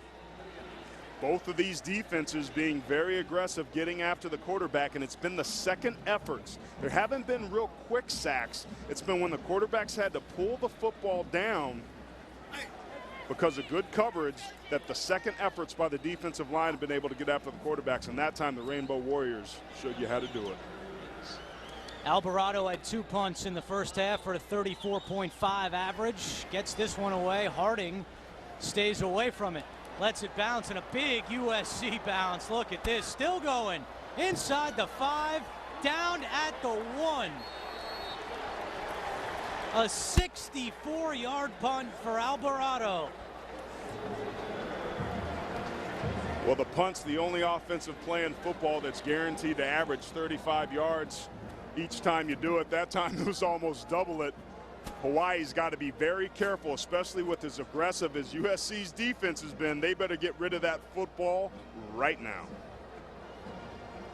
Taylor Graham back out there for Hawaii rough. First half, 6 out of 20, 56 yards and 3 interceptions. But Alvarado all smiles right now on the USC sideline. Some love for the punter. First and 10 from the 1. Graham's going to throw. Nobody home. Again, we're seeing miscommunication on option routes. Taylor Graham thinking he was going to go long. Well, here's a look at Taylor Graham's QB pass chart, brought to you by Pep Boys. And just like Kessler, he hasn't taken many deep shots either, Aaron. No, but the difference here is I think that there's been some big missed opportunities. Scott Harding had a couple drops. There's been some shots that they just haven't been able to connect on. But again, I think you got to be able to keep that defense honest and make them pay for when they blitz. Lankilde from his own end zone just gets it out. 1-yard pickup on the play. That'll bring up 3rd down and long, and that was a big problem in the first half for the Rainbow Warriors. Just 2 out of 12 on 3rd downs. Norm Chow's got to be pretty frustrated. USC playing aggressive on this series with their cornerbacks playing close to the line. They're trying to do there is take away the quick smoke routes where the quarterback just turns and fires and gets the ball into the receiver's hands with space. This time, too high safety look. That front 4 trying to get after it. Graham in his end zone gets it out, and it's caught by Haynes, still on his feet to the 7-yard line, but that'll be short of a Hawaii first down. Andrew, I would consider that an awfully successful offensive series because they are successfully punting the football away. I thought that maybe Taylor Graham should have thrown that one away. Remember, they've had some problems throwing those short passes too hard, bobbling it. Earlier in the game, Marcus Kemp gave up a pick-6 because of that. I think they're going to be very happy if they get this one off. But remember, the punt before this gave USC really good field position. There's a very good chance their offense is going to start on the positive side of the 50. Marquise Lee is waiting at the 40-yard line, but Guzman with a good punt drives Lee back beyond midfield. Lee fumbled a punt in the first half, gets out of bounds here at the 45-yard line. After a 46-yard punt from Guzman, a 5-yard return for Lee.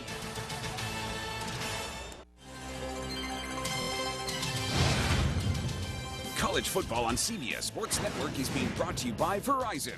Never be without football. Call ** NFL to download NFL Mobile from Verizon. By Napa. Napa Know-How. And by Franklin Templeton Investments. Gain from our perspective.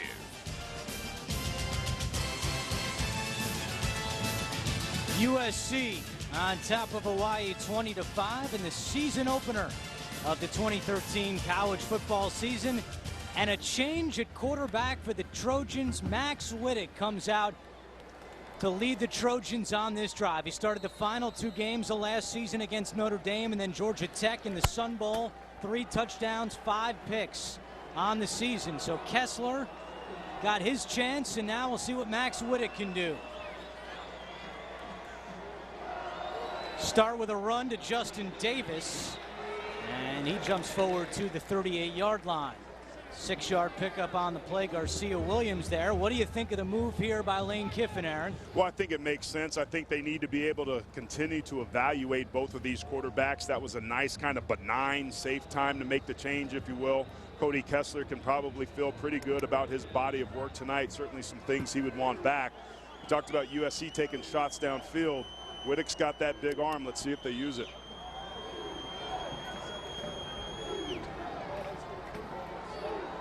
Davis again, and he is met at the line of scrimmage. What's been interesting tonight, a lot of helmets popping off from both of these teams. I don't know if it's because it's that physical or the guys just haven't tightened them up from practice. There's no question in practice you loosen your helmet up a little bit more than you do for a game. We've seen a lot of players on both sides of the team losing their helmets. Randall Telfer comes out, the tight end for USC. 3rd down and 5 from the 39-yard line. Of course, Telfer having to come out by rule. When your helmet comes off, you have to sit out a play. Unless, of course, there's a penalty involved. You can call a timeout, too. And pressure in the back. Whittick is brought down. A sack for the Hawaii defense. Garcia Williams getting back there for the Rainbow Warriors. Number 40, Gerald Garcia Williams, has been all over the field. You see defensive coordinator Tom Kottmeyer got to feel pretty good. You see the edges is where they're coming from. Both of these teams employing the same sort of effort. And both of those guys doing a great job. Tavita Woodard, Gerald Garcia Williams, great job with the pressure forcing the punt. I've been so impressed with this Rainbow Warrior defense tonight. They are balling out. A 3-and-out for Whittick, his first time. Tough punt fielded there by Harding. And Hawaii once again will start deep in their own end after a 37-yard punt. Trojans still on top. 10:37 to go, 3rd quarter. Trojans on top of the Rainbow Warriors, 20-5. Big weekend of tennis coming up on CBS Sports Network. Don't miss today at the U.S. Open, presented by USPS. Labor Day weekend each day at 10 a.m. Eastern on CBS Sports Network, followed by 7 hours of live match coverage on both CBS and CBS Sports Network, the 24-hour home of CBS Sports. Serena Williams, the #1 seed on the women's side. Another victory today, advancing to the 3rd round of the U.S. Open. Serena has another golden opportunity to try to win her 5th U.S. Open title. Her sister got waxed kind of quickly, didn't she? Been a tough go for Venus, but Serena and Venus playing doubles together, so Venus is still hanging around. And that's Diasimi St. Just on the carry for the Rainbow Warriors. Another freshman getting a chance here for the Hawaii offense. Again, no Joey Iosefa, their starting running back, out with a foot injury. 1,000 yards in his career, but no Iosefa, and it's a lot of true freshmen for Norm Chow tonight. Iosefa's got a different gear. Old number 22 from Florida, even though he's a true freshman, had a hamstring earlier in the year, but when he downshifts, he can fly.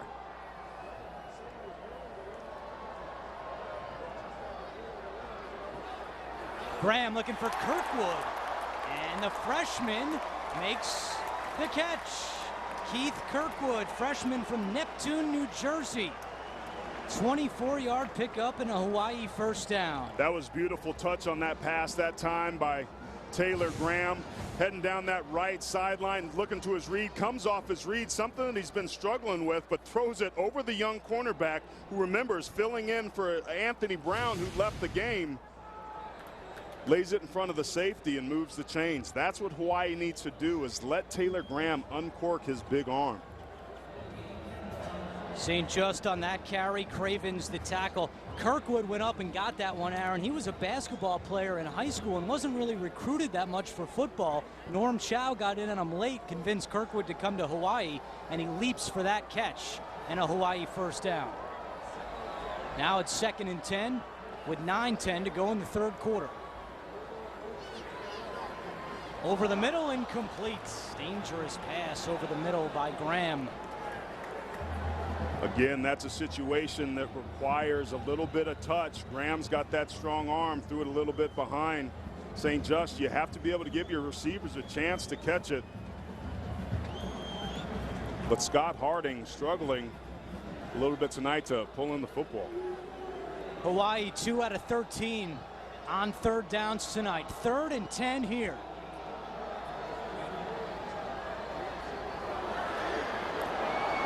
And the pass is nearly intercepted by Bailey, and give a whole lot of credit to Jabari Ruffin. He went in untouched on Taylor Graham.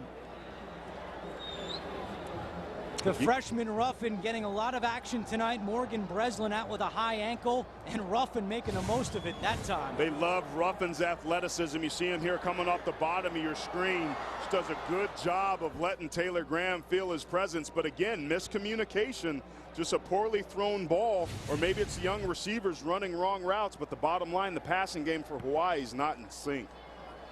Guzman kicks to Marquise Lee. And this one will be downed at the 31-yard line. That's where USC will take over on offense. Taylor Graham taking a beating tonight for Hawaii.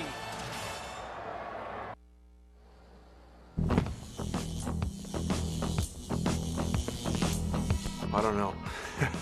That's a good question. Not many people have been able to do it, but obviously you play zone coverage, you don't play man, and cloud him and play a lot of safety roll coverage to him. To see the way that he plays is really amazing. He's very competitive.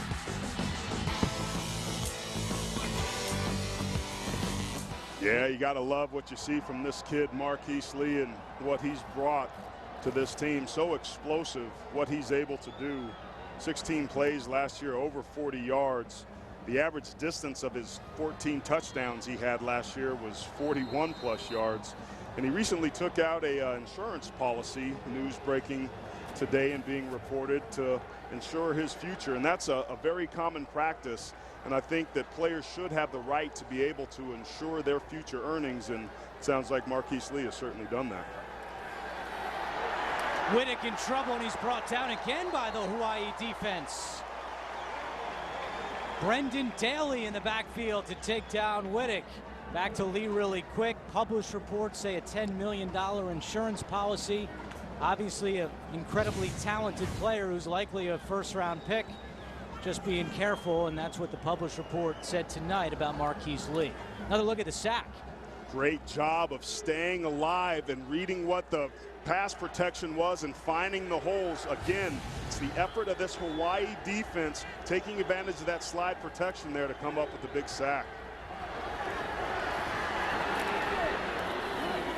Trey Madden on the carry for the Trojans, and Samia brings him down after an 8-yard gain. And for the record, Andrew, I had a $1 million policy my senior year when I was at Notre Dame, so I think with the salaries these guys are making nowadays, you'll just call it inflation, but $10 million seems to be the going rate for these guys wanting to protect themselves. And you got to realize, kids go to college to be able to earn money and earn a living. Marquise's best chance to be able to do that is by playing football. Hopefully he gets his degree at some point, but I think it's a stand-up move. If you can afford that insurance, get it absolutely. 3rd down and 5. They give it back to Madden. And he is stopped short of a first down. D. Magid makes the tackle for the Rainbow Warriors, and that'll bring up 4th down and 3. And once again, Whittick goes 3 and out. Great job by that right side of that defense, including number 40, Gerald Garcia-Williams, and what they were able to do and not give up the outside. When you can hold the point at the line of scrimmage and give your backside players time to pursue the football, good things happen, and that's what happened here.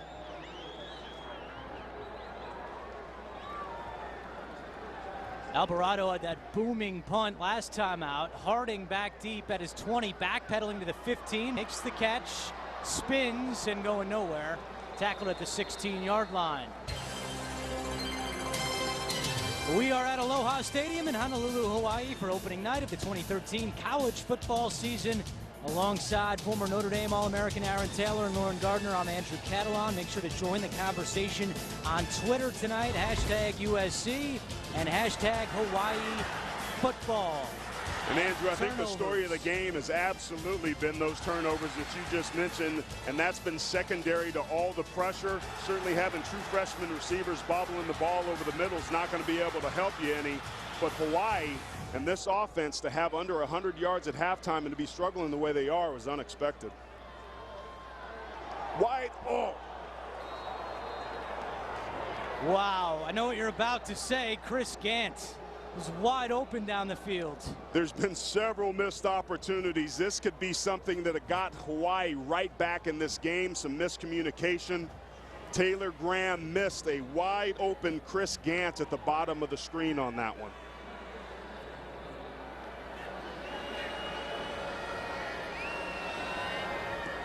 Instead, it was a 3-yard pickup, 2nd down and 7. Graham back to the air as King Jr. leaps forward, and that will be a Hawaii 1st down. 8-yard gain on the play for Donnie King Jr. Donnie King Jr. doing a great job there, running a snag route and concept. You see him off to the left side of the screen, comes in and then bows out to the outside, running away from number 18, Dion Bailey. Looks like UH is getting to a little bit of a rhythm here. She knows. She knows.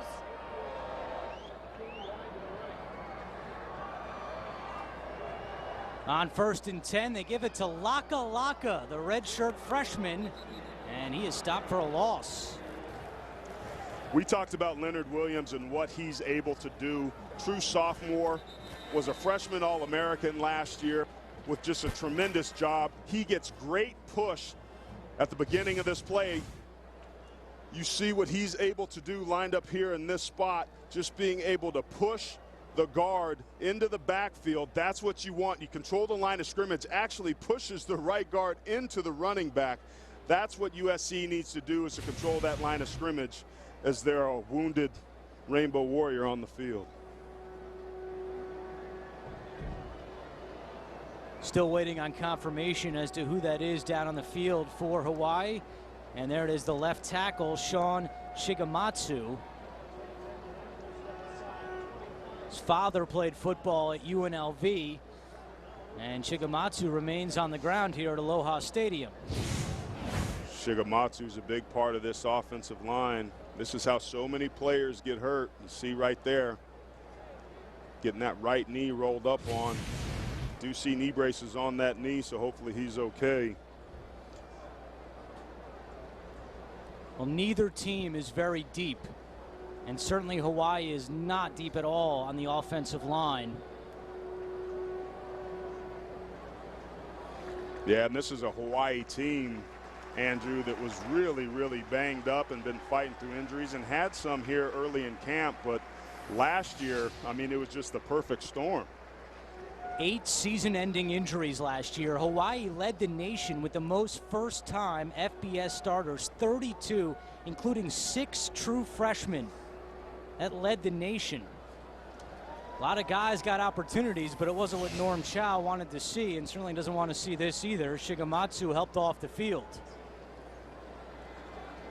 I think 2 or 3 years down the line, the reps that some of those young players back are going to be part of the success equation for Hawaii's rebuilding efforts. You hate to have players go down. It certainly affects your depth and your performance on the field, but it also builds that depth for the future. 2nd down and 10 with 5:19 to go, 3rd quarter. Graham trying to stretch the field, has his man. That's a catch. Donnie King Jr. slides in with a 21-yard pickup and a 1st down for Hawaii. That's the 2nd time that they've run that play. Hawaii starting to take advantage of those young quarterbacks. Remember, Devion Shelton, number 17, was filling in for the injured Kevon Seymour, and Taylor Graham doing a good job of just throwing that go route on the outside edge over the corner and in front of the safety. Tough snap. Graham had trouble with it. Now trying to regroup, and he's not going to. Dawson and Kennard combine to bring down Taylor Graham. What a game for Devon Kennard tonight. He's been all over the field. Yeah, no question. He's a versatile edge player, and this is something that Clancy Pendergrass wants to be able to do that little bobble there, forces him to take his eyes off downfield, and USC is just pinning their ears back and get to Taylor Graham for the 6th time tonight for the sack. Graham just throws this one to the turf, and a penalty flag comes in. I think that's going to be on Devon Kennard, impeding the progress of a receiver. He basically read the screen right away and was tackling him and trying to bring him to the ground.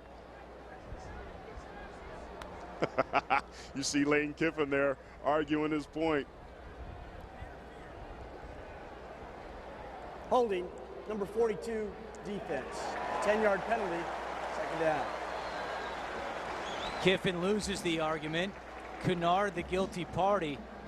But Clancy Pendergrass could not speak more praise for Devon Kennard. He called him the Energizer Bunny in practice, says he inspires people, and he is truly one of the leaders of the USC defense. In fact, he was named one of the captains this week, the senior out of Phoenix, Arizona. And ironically, Pendergrass coached Bertrand Berry in Arizona, and Kennard has been working with Berry. Pendergrass put the two of them together. Kennard is from Phoenix, so he's learning from quite a role model in Berry. B-Train Berry, a former teammate of mine at Notre Dame. He was just a young pup, but he was somebody that had a knack for being able to get himself to the football. Became an incredible pass rusher there in his late years at Notre Dame, and certainly when he got to Arizona under Clancy Pendergrass. But that is a very good defensive-minded coach. He will take some chances, but there's one thing you can guarantee yourself on USC's defense this year: they are going to cause havoc and affect the quarterback. 3rd down and 3 for Hawaii. Inside handoff to Lakalaka, penalty flag on the play. And in that area of the field, on that type of play, that's likely going to be an offensive hold.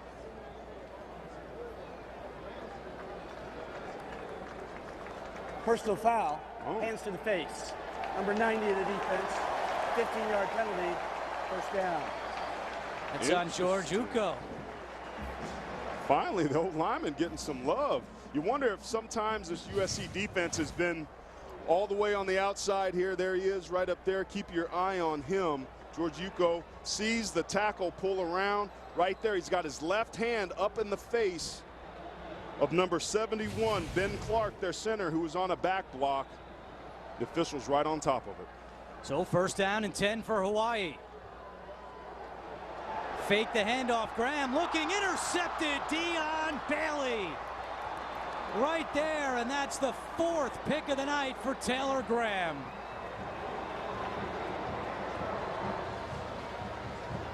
The junior Dion Bailey moving from linebacker to safety this year, and a critical pick for Taylor Graham. Bailey stops the Hawaii momentum.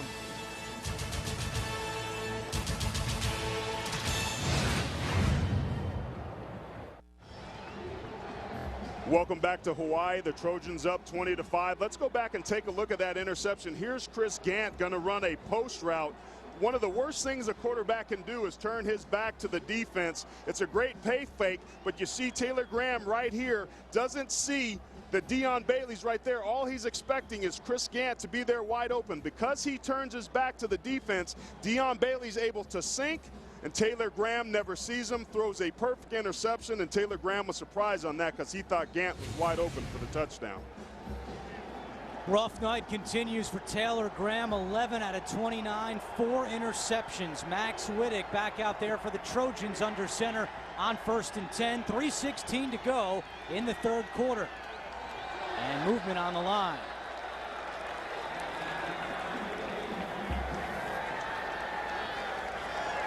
False start. Number 77, offense. 5-yard penalty, 1st down. Aaron, what more can you say about this Hawaii defense tonight? They have played lights out. Bro, I've been so impressed, man. I watched these guys practice, and I shouldn't say that I'm that impressed because they practice hard. There was a swag and a tempo to them. They were running live cut drills so that their linebackers could get realistic looks, and they came into this game believing they had a chance to win, and they're down here by 15 against the number 24 team in the country.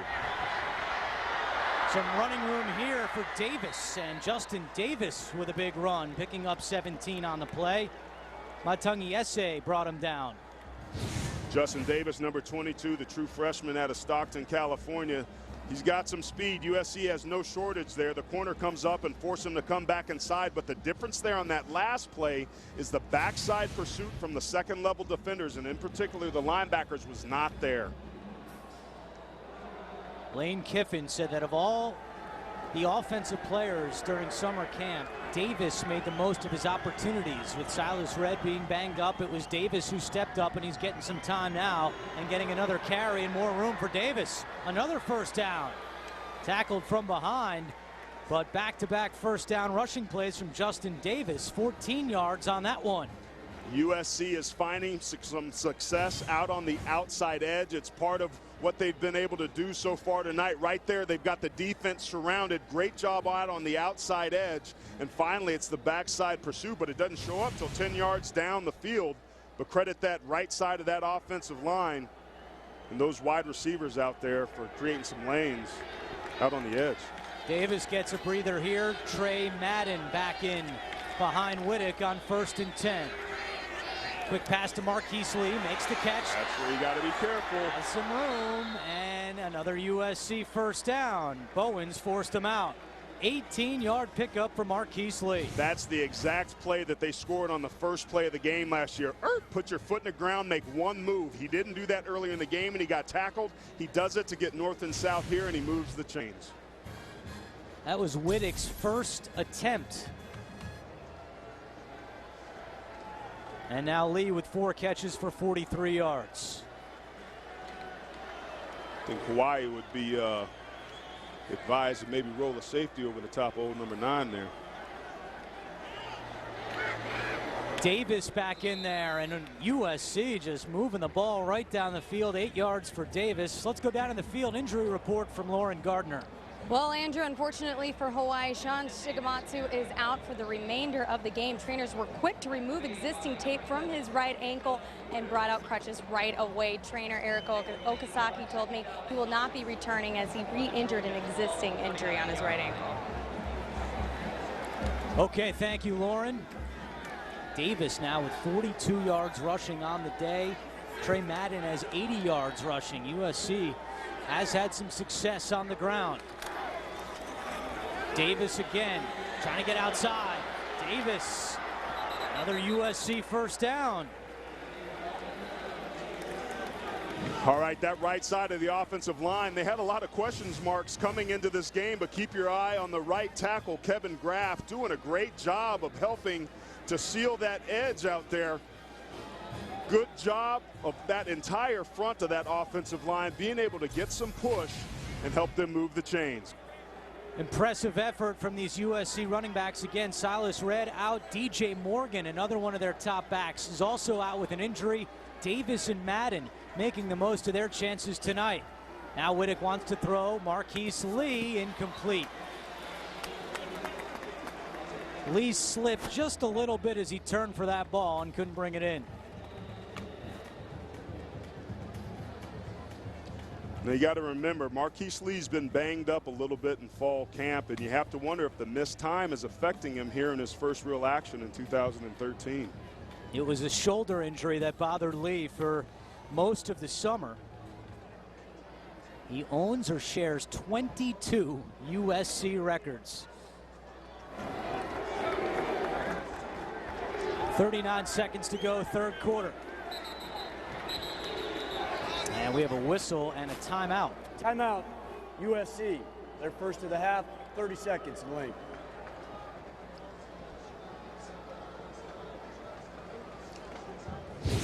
Let's talk some more offensive line. Keep your eye right here on the left tackle, Chad Wheeler. Wheeler's just a redshirt freshman, but does a good job of being able to come over and be able to make those blocks on that backside, and that prevents the pursuit from being able to come over and be able to get something done. And big reason why those tackle plays, both Kevin Graff and Chad Wheeler doing a good job on that outside edge. And I'll say this, Andrew, Hawaii's lost a little bit of their oomph defensively. They're not flying around to this football. I don't know if it's they're getting tired or a little lackadaisical. Maybe USC's starting to wear them out. But that moxie and that swag that they've had that let them play so physically control that line of scrimmage has been missing on this series. Impressive drive for the Trojans. Chad Wheeler, the aforementioned Wheeler, has been impressive in the weight room. Lane Kiffin said when he got on campus, he weighed 230 pounds. Now he's up close to 300, and the redshirt freshman is starting at left tackle for Kiffin's offense. 2nd down and 10 from the 35. Whittick to the air to Lee. Got a step, tripped up from behind, but another USC first down. Magid got him from behind after a 17-yard pickup for Marquise Lee. Finally, they're trying to get the ball into Marquise Lee's hands very quickly. Whittick seems to be warmed up throwing the football. That's exactly what it is you want to do. Great move. Selling D. Magid on the outside. Magid lined up there with inside leverage and still can't keep Lee from being able to catch a quick slant and moving the chains. And now USC going no huddle with Whittick. Pump fakes. Plenty of time. Now he's going to step up and run. And he's tackled at the 16-yard line. And that will be the final play of the 3rd quarter.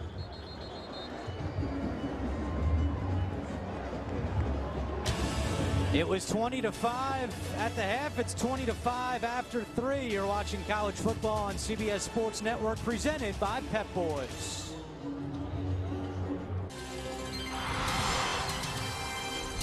Well, let's take a look at the game summary brought to you by Miller Lite, who reminds you to drink responsibly. Yeah, early on, the Hawai'i defense was being responsible and bowing their back and making plays, but then Nelson Aguilar on the 35-yard corner route comes in with a touchdown. But really the story of the game has been this USC defense, the turnovers that they've caused, 4 interceptions, this one for a pick 6 that Josh Shaw took back to the house. It's been all Trojan defense and been very hard going for this Rainbow Warrior offense. This USC drive, just over 3 minutes in length, 8 plays, 74 yards. That's very nice of them to welcome us here. It's actually the first time USC has ever appeared on CBS Sports Network. Hawaii fans hoping for a comeback here in the 4th quarter. 2nd down and 8. Marquise Lee trying to get him space again. Breaks one tackle. Lee's still going. And he's tackled at the 3-yard line. 1st down and goal, USC, a 14-yard gain for the Trojans. That's what you want to do. You hit the nail on the head, Andrew. That's just a simple bubble screen. Put 2 receivers out to that left side, get it to the one in the middle, get north and south. Tonight's Red Zone is being brought to you by Verizon. USC in the red zone, 1st and goal from the 3. Justin Davis slips, spins, and he goes down at the 5-yard line. Some great penetration early on that line of scrimmage. See Hawaii defenders behind the line of scrimmage, and Davis got the handoff and wasn't able to fully protect it, so that threw off his timing. So much of the run game, Andrew, is timing. The backs have to know where the linemen are. The linemen have to know where the backs are. When there's penetration and a bobble, it makes it virtually impossible to get forward momentum. Javaris Allen into the game at running back for the Trojans on 2nd and goal. Whittick rolls out, has a man wide open, incomplete. That was Telfer in the back of the end zone, and Whittick couldn't hit him. Both of these quarterbacks that I've seen from USC in the fall do a good job of being able to throw the football out of the pocket, but he's got him right there. He needs a little bit of touch. That would have been a tough ball to be able to get down, but there was something there. And this is the area, remember again, Andrew, that USC has really struggled. They've been okay down here thus far tonight, but this was an area last year that was very, very difficult on the Trojans. On 3rd and goal, Whittick in the shotgun. And Lane Kiffin runs down the field to call timeout. Timeout, USC, their 2nd of the half.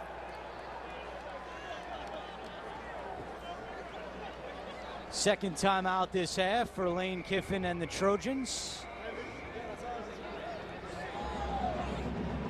Hawaii kicking off its second season in the Mountain West Conference.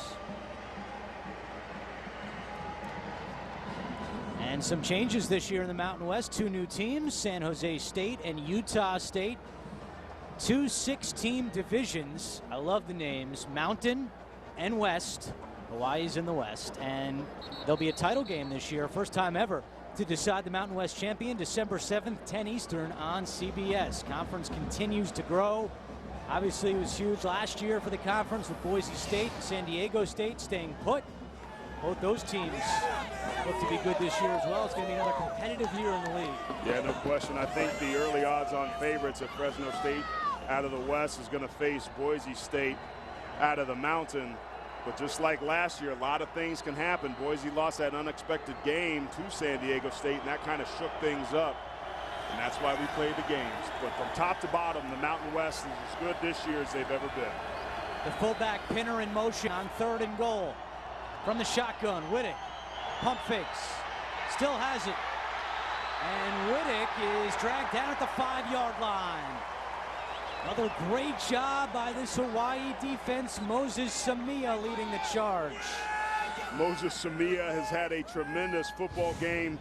So has Marcus Malalaipai, doing a good job. Pump fake, he wants to throw it, but great coverage on that back end. Remember, this Hawaii defense was 11th in the country in pass defense last year, only allowing 182 yards per game, and we saw that same great coverage in the backfield on that last play. Hidari out for a short field goal. He's 2 for 2 tonight, and this 23-yarder makes him 3 for 3 at the 52-yarder. At the end of the half, 3 field goals tonight from Hidari, and USC increases its lead.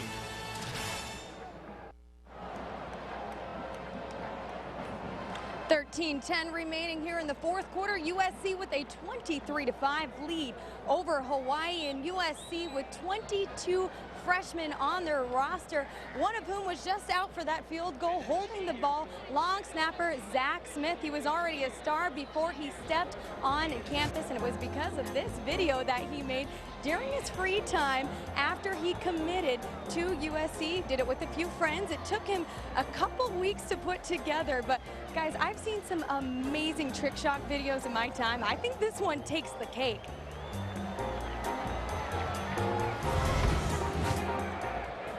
That's just amazing. Tell you what, talk about having some time on your hands. Good night. It's like that old MJ and Larry Bird commercial. Right. Playing That's horse. Incredible. Tell you what, though, I played with David Benn with the San Diego Chargers. I think he had the most career starts ever for the Chargers. Made a lot of money for a long time. That young man has some success. You can make some money in the NFL, buddy. Gann is back deep for Hawaii. And he steps out at the 15-yard line. Penalty flag comes in late.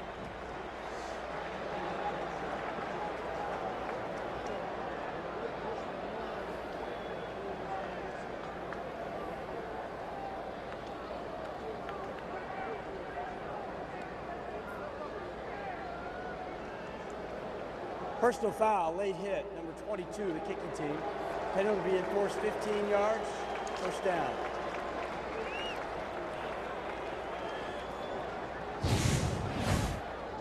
See right there, 22 coming in. Gant about to run out of bounds. Man, I don't know about that call there, Andrew. It looked like his feet were still in bounds and certainly like he was trying to continue to make a play. I don't know if I agree with that call.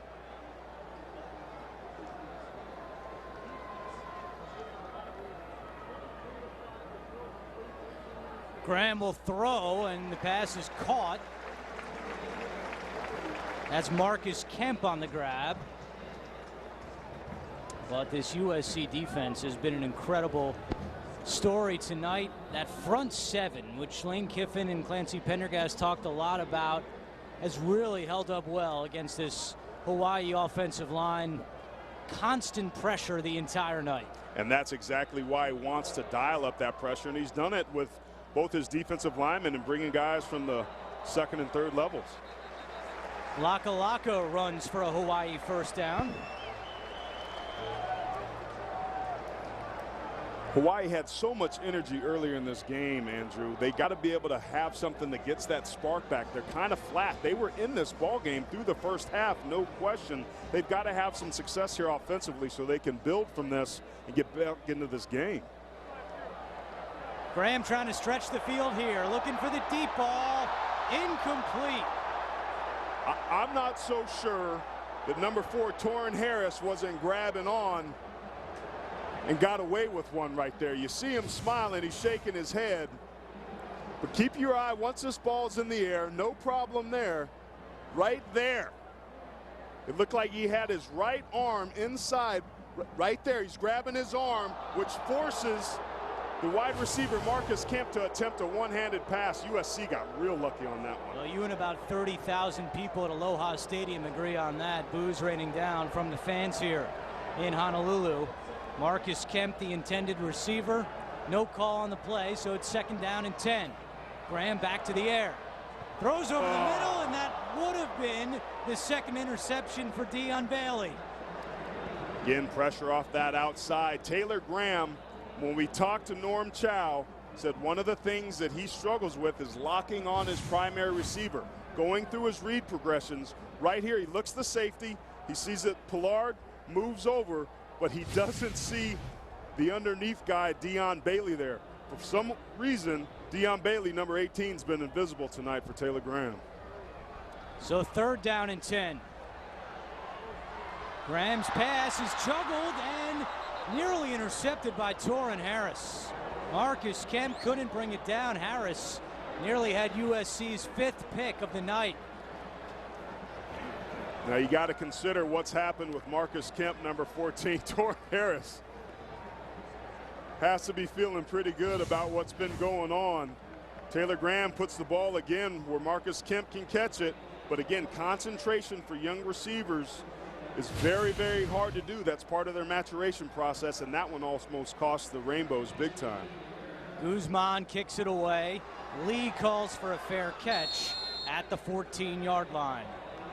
Taylor Graham is 12 out of 33, and the Rainbow Warriors down big. USC in front 23-5. Coming up next, it's Inside College Football presented by Go RVing with highlights and analysis from tonight's matchups plus previews of the big games coming up this weekend. It's Inside College Football presented by Go RVing with Adam Zucker, Brian Jones, Randy Cross, and Houston Nutt.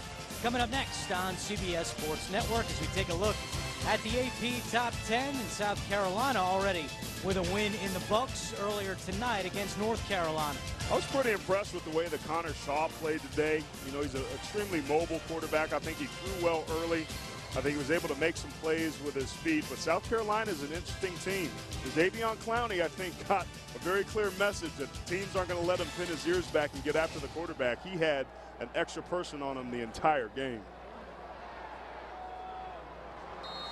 Wittick's pass complete to Marquise Lee. That's a USC 1st down, 11-yard pickup on the play.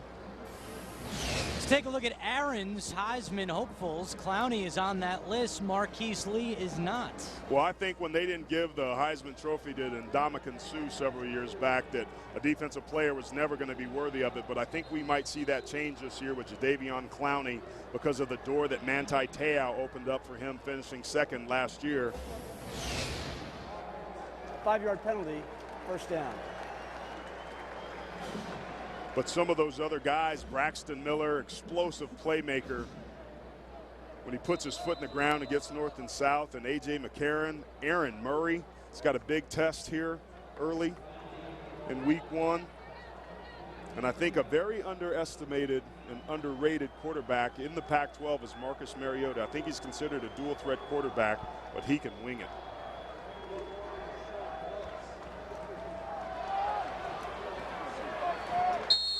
Keep it on the ground to Justin Davis. But Aaron, why no Marquise Lee on your Heisman hopeful list? Well, we'll get to that here in a second. Marquise Lee certainly has the ability to be able to do it. Keep your eye on the 2nd-level defenders. trying to be able to get the football and watch the way that they flow to the football. Right there, getting outside leverage on the tight end, Xavier Grimble. Great job that time by Gerald Garcia Williams. That's exactly what it is you have to do when you're a contained football player. Second down and 14 for the Trojans. Whittick play action. Looking deep for Aguilar. And he can't get there. Aguilar had a step, and now a late flag comes in. Naquan Phillips on the coverage for Hawaii.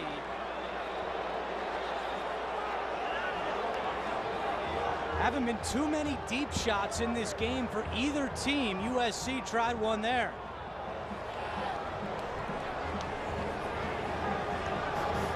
Pass interference, number 1 of the defense. 15-yard penalty, touchdown. Well, I think the officials absolutely got this one right. Take a look at Naquan's right arm right there, but that's the exact same thing that happened when the shoe was on the other foot. When Marcus Kemp got grabbed on his arm, that's why you hear the boos from this crowd. Yes, it was an accurate call, but they're not happy that they didn't get the bounce, particularly at home. That's a first down for the Trojans.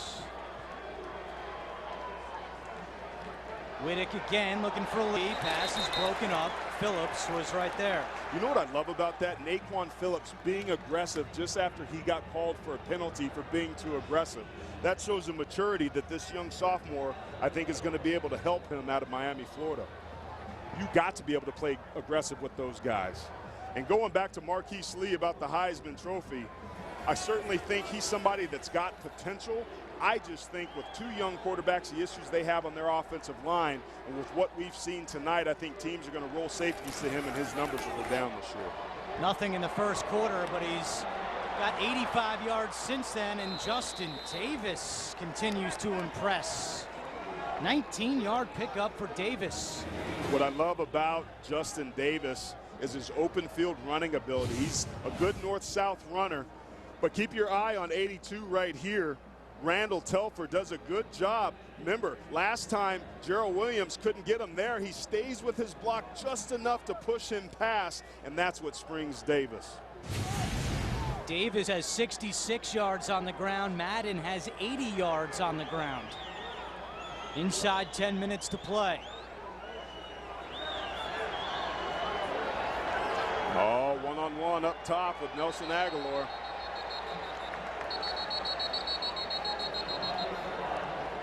Tell you, this Hawaii secondary coaching staff showing some confidence, leaving some of those guys one-on-one with some of the most athletic Timeout, USC.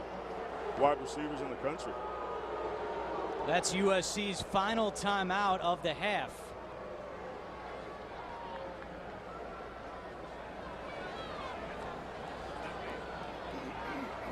See, Hawaii did a great job in that first quarter defensively against USC, but since then the Trojans have gotten it going. And Aaron, Lane Kiffin said that he really ideally wants to have one quarterback for the season.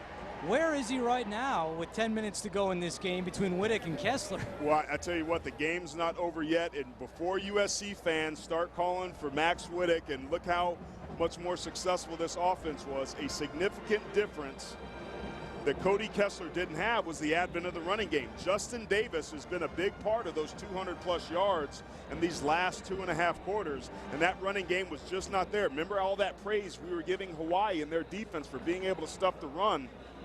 Whittick's first 6 or 7 plays, he only threw the ball once or twice because that running game and that offensive line and the tight ends are finally starting to block up front, and that's opening things up for this offense. Whittick is 4 out of 7, all 4 completions to Marquise Lee. Kessler went 10 out of 19 for 95 yards. Davis loses the football. USC scoops it up.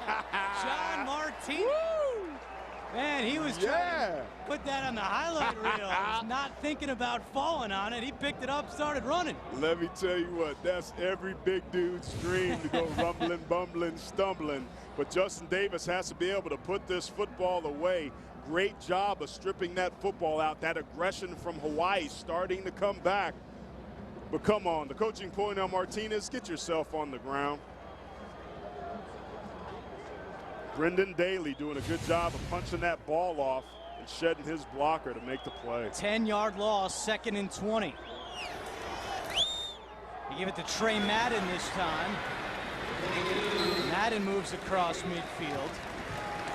Just a simple lead draw, trying to get those guys to blitz and come upfield. Maybe you can split it and get an isolation block with your fullback or one of your linebackers. But USC, when they go back and look at this tape and they chart this out, all their success has been on the edges on this defense. They haven't been able to have any success in between the tackles.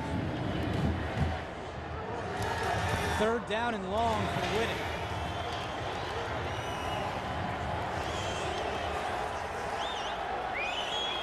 Needs to get to the 31-yard line to pick up a 1st down. Whittick looking deep. Aguilar leaps. Can't make the catch. That one hung up there for a little while. Aguilar had room, had a step on the defense, but the ball was in the air too long. Excellent, excellent play by Merrill Jackson.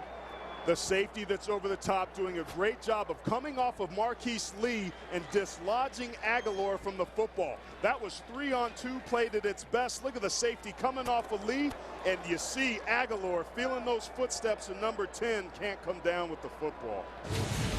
Maybe that's why he tied the team for tackles last year, with making plays like that. Excellent job by number 10. Illegal substitution on the offense.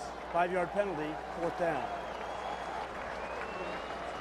2nd time this drive that USC has been guilty of illegal substitution. Look at Lane Kiffin's face, man. He can't be happy.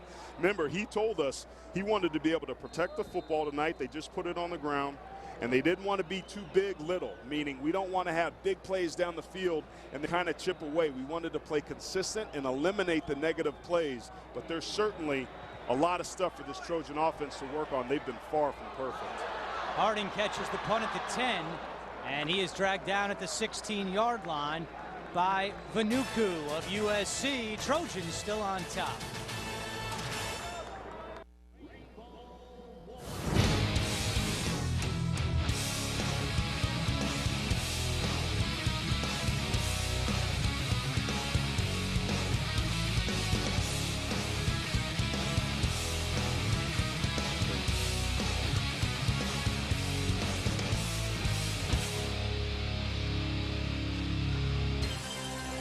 Eight minutes to go, 4th quarter. USC up 23-5. Let's take a look at our Geico difference makers. Well, if you watch any of this game, you know that USC defense has been getting after the quarterback. Leonard Williams kind of led the charge, controlling that line of scrimmage. Excellent play.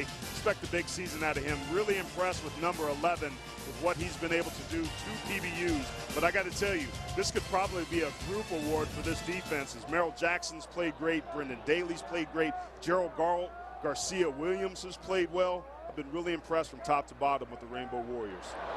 Graham is sacked.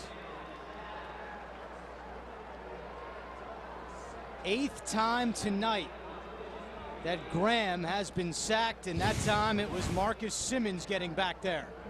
You see Marcus Simmons again coming off the edge, applying pressure. Taylor Graham has to have a sense, know what his protections are, know where his hot reads are, because USC has been coming in unimpeded and getting after the quarterback on a regular basis.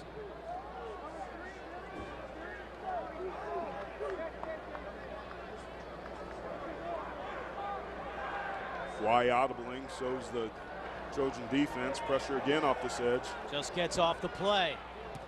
That pass is caught by Chris Gant. But again, more short underneath stuff for Hawai'i. They've not really tried to stretch the field throughout this game. With all the safety pressure, man, run some bubble screens underneath, coming back in, tunnel screens, and try and get them to spread out. Hit that seam, you'll be gone. Graham flushed out. Throws on the run. It's caught by Gant. And that's a 1st down for Hawai'i. 14-yard pickup on the play for Chris Gant. Excellent job by Chris Gant on this play. It breaks down a little bit. There's pressure. Graham has to leave the pocket. This is the old scramble drill. If you're in the middle, mirror your deceiver. But right there, bam, stick your foot in, get north and south, and he gets the 1st down. At the very end there, excellent effort by Chris Gant. And you're not surprised that it's a senior making those heads-up plays.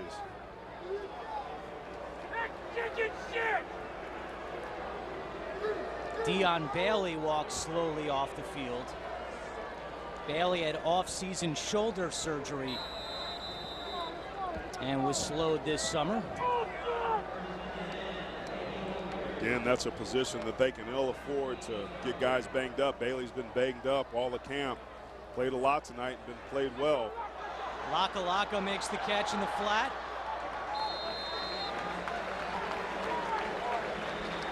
Five-yard pickup for the redshirt freshman. Devian Shelton, the redshirt freshman corner. Number 17 that time, missing some tackles.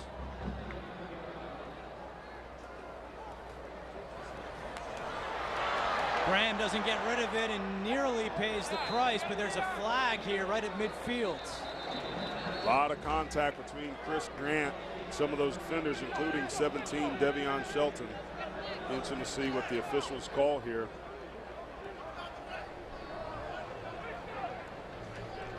So hard for those young cornerbacks to have the confidence and the wherewithal to not mug them.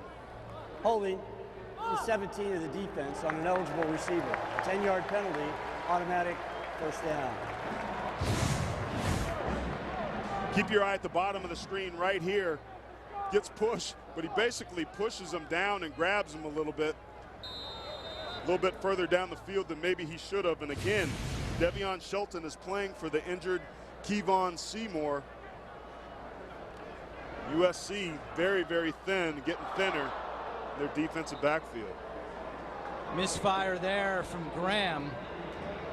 He's 15 out of 37 tonight with 4 interceptions. And Norm Chow said he's got all the physical attributes that he likes to see. However, the lack of game experience is really what concerned Norm Chow coming into this, and it's been a rough night for Taylor Graham.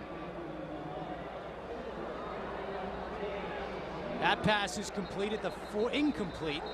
Yeah, it popped out very at the end. But you know what I like about that? I like the touch that Taylor Graham threw on that pass. He gave his receiver a chance to catch it.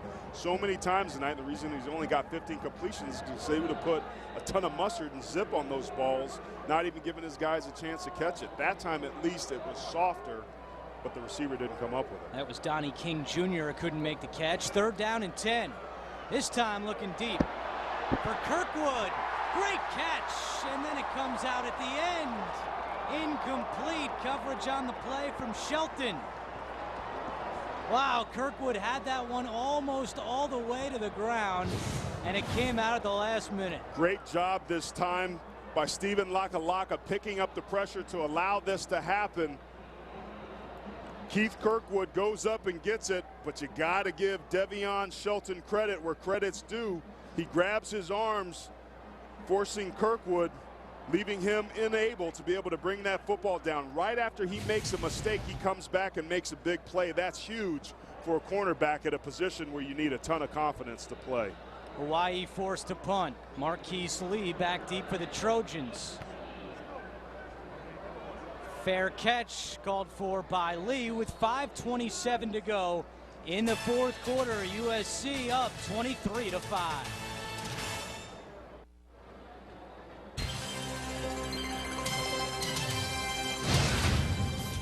College football on CBS Sports Network is being brought to you by Pep Boys. Trust the boys to get you there. By Geico. 15 minutes could save you 15% or more on car insurance. And by Icy Hot, America's #1 topical pain reliever.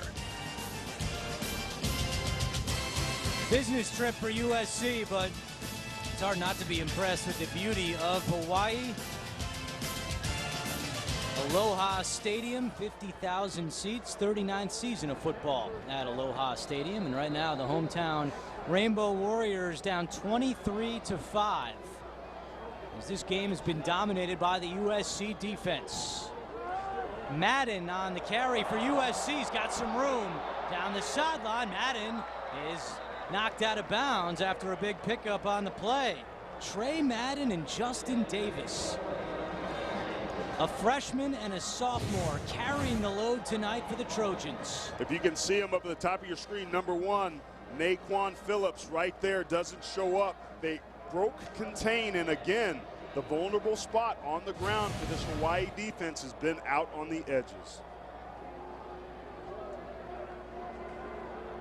Everybody got sucked inside. Madden did a great job of bouncing it. Whittick looking deep for Marquise Lee.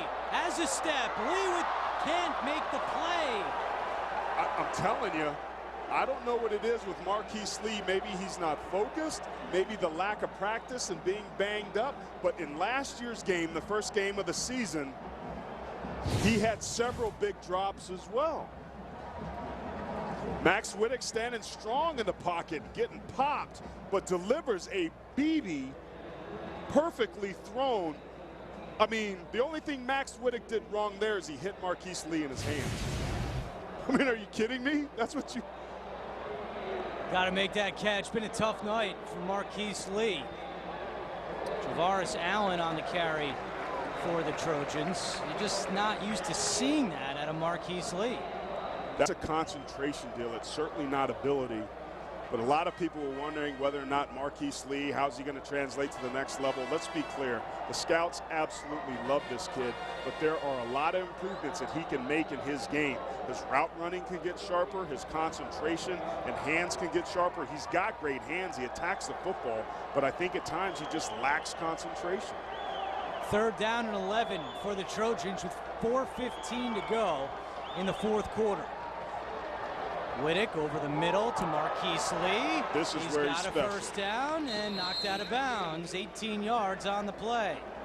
That's where Marquise Lee is special. Most of his big plays come with yards after the catch.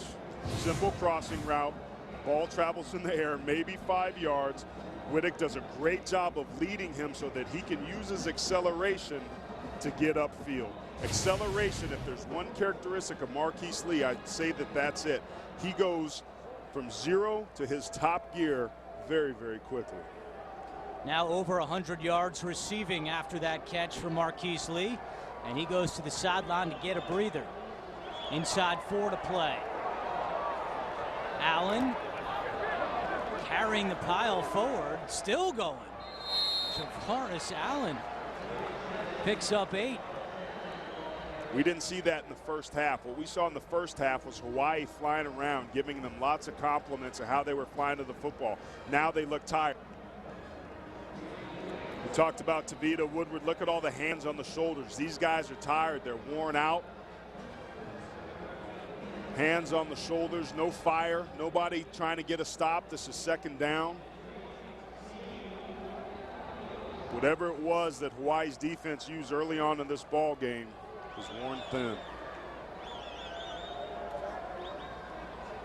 Pitch to Justin Davis, and he's upended at the 16-yard line. Love this play call, Andrew, because we've been complimenting Hawaii's defense on their pursuit. Remember, their 2nd-level players, their backside players flying to the football. Well, what happens is when defensive players stop leaving home and there's nobody backside, that's a great switch up and change up and a great call by Lane Kiffin to take advantage of that defense. Now what that'll do is it'll now keep those backside players home and maybe possibly open up that middle or the front side run game. Back on the ground at Justin Davis, trying to kick it outside, and he's tackled at the 13-yard line. TJ Taimatuia on the tackle for the Rainbow Warriors. Nice job, partner. I like it.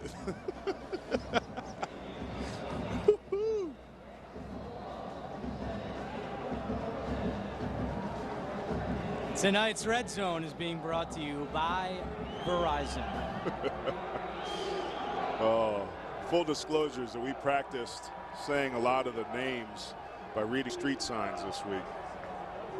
Well, that and the Hawaii jerseys, the green, the dark green on black is not announcer friendly. I could say Honolulu, but that's a big bright sign with white letters. I have no problems with the other one. East 78 H3. I don't see what the big deal is.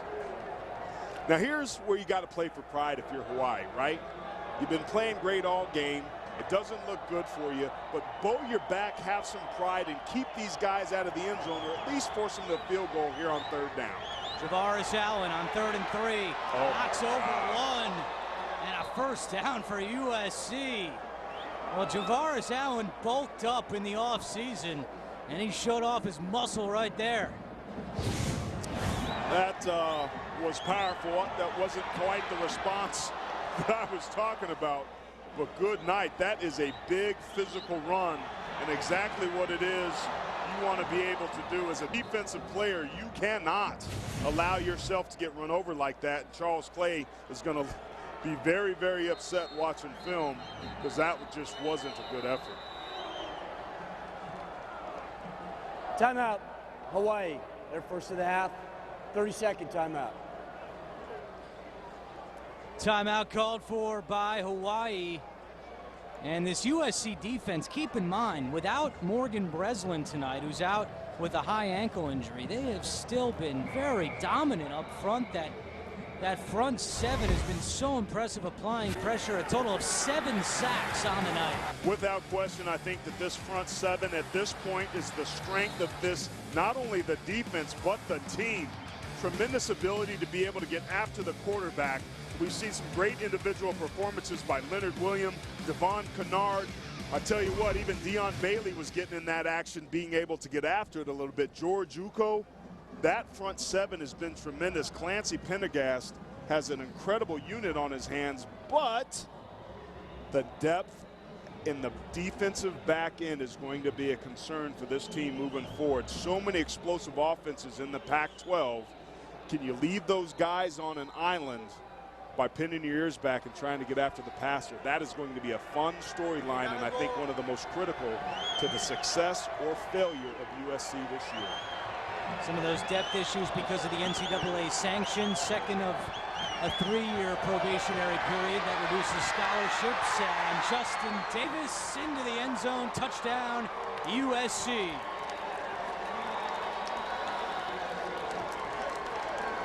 The true freshman Justin Davis puts 6 more on the board for the Trojans, and they go up 29-5. This is invaluable experience by this young play. They run the gotcha pitch again. We called it a gotcha play because it gets the defense home. Not a very good effort by Naquan Phillips, who's had a pretty decent game tonight on that tackle. Justin Davis jumps over him. But again, USC got a little bit of success here in the second half, and I think to your point, they're going to have a long, hard evaluation about what it is they want to do. Max Whittick certainly looked better. Would have had a big play to Marquise Lee if it weren't for the drop. But do not underestimate this run game that's come alive in the second half for the Trojans and how much that helped out Max Whittick. And they're doing it without Silas Redd and DJ Morgan. It's the young guys who have stepped up. As USC increases its lead, they're now up by 25. As we take a look at USC's schedule, Washington State is up next, October 19th, the big one at Notre Dame, and a team you did not see on there is Oregon. That's one of their Pac-12 misses this year. Yeah, don't underestimate Utah State and that defense that they have. I think they've got a chance, though, to be 4-0 as they head to their first big road game after this one against Arizona State. Arizona State, I think, offensively will be a pretty good team, but defensively, 2 very similar style defenses. Well, we talked about that running game earlier. We're talking about Davis and that Trojan run game and what they've been able to bring to the table. Justin Davis filling in for the injured Silas Redd. All of USC's second half rushes where they had success was getting to the perimeter, getting outside. Some missed tackles that we didn't see early on, and you have to credit Davis for that. And then a couple gotcha plays at the very end, I think, put the final dagger of that Trojan sword into the heart of this Hawaii defense. It has to feel pretty dang good the way that it played through 3 quarters, but USC got some momentum going as well, and there's a lot to grow from when they watch this tape. 44 rushing attempts for the Trojans, 14 from Davis, and 188 yards on the night through the ground.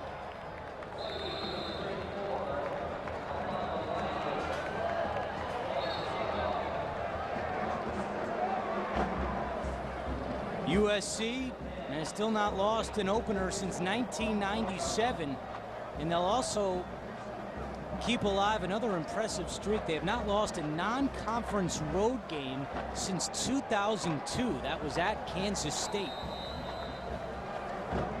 Well, Andrew, we talked about today's game being a measuring stick on the open for both of these teams, and I said and truly believe that both of these teams will have a much better understanding about where they're at and what they need to work on. Obviously, for Hawaii, pass protection in their offensive line should be among the most priorities. That was a live football there. Kevin Green is the man who hit Graham, and it's USC football. That's just losing focus towards the end of the ball game. Ruling on the field was fumble, first down. I think they may want to take a look at that. I'm not so sure Graham's arm wasn't going forward. Ryan Dillard is the man who scooped it up. Take another look. Again, pressure off the outside. Great job that time by getting pressure there. It's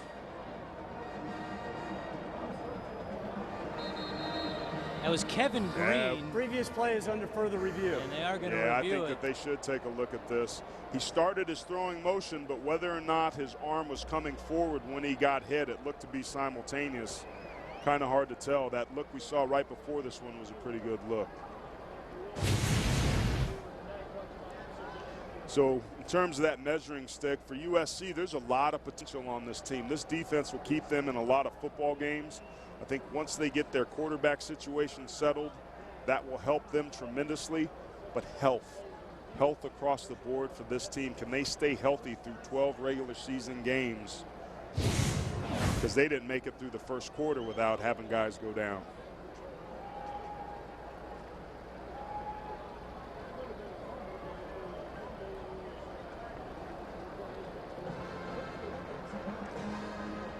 He starts to throw his motion to come back, but it really looks like his hand is on his shoulder. They're going to have to determine whether or not the throwing motion was forward or whether he was in his windup. Heck of a job by Kevin Green. Tight end, defensive end, tight end, defensive end, tight end.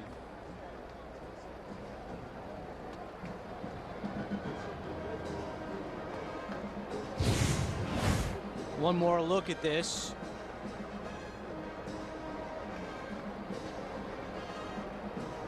Starts his throwing motion right here. After further review, pass is incomplete. It was a forward pass, incomplete. It'll be second down at the 40. Please set the game clock to 38 seconds. 38 seconds, please. And remember, the ruling on the field was a fumble, so that was conclusive evidence that it actually was an incomplete pass. That still doesn't change the fact that old number 81 there, Kevin Green, got to feel pretty good about getting his name called on TV here with 38 seconds left.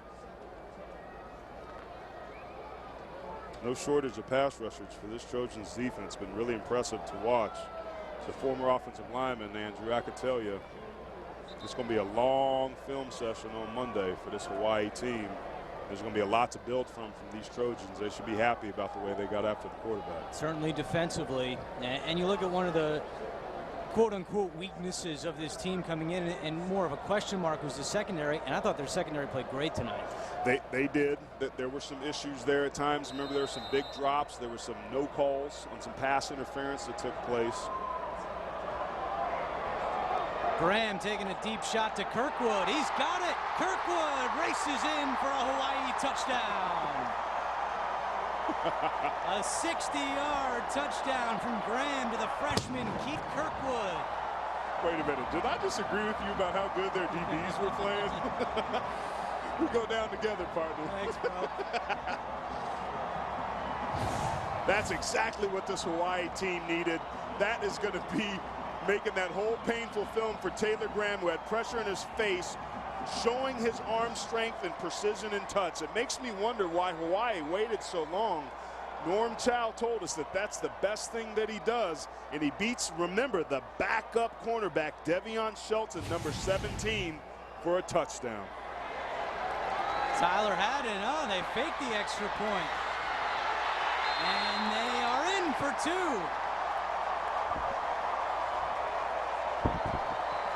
Woolsey takes it in. A holder, Ikaika Woolsey. They're all fired up on the sideline for Hawaii. If you're this Hawaii team, you have to feel good. Remember, Norm Chow told us, I just want my guys to compete. I just want them to play hard to the very end, every single play, no matter what. That's a tremendous effort to get yourself across the goal line. It's a gutsy call this late in the game. Gives all your opponents something to watch and prepare, taking valuable practice time away. But that right knee of his was really, really close to that goal line, but that great second effort gets the 2-point conversion. It could have been a little bit short there, buddy, but I think they're going to give him the benefit of the doubt here at home. So 30-13 is our score. Late touchdown from Hawaii.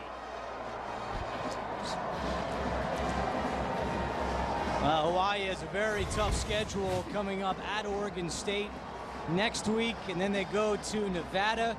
Fresno State comes here to Hawaii, and San Jose State. That's a tough 5-game stretch to start the season for the Rainbow Warriors. Look at the quarterbacks that are playing on this schedule.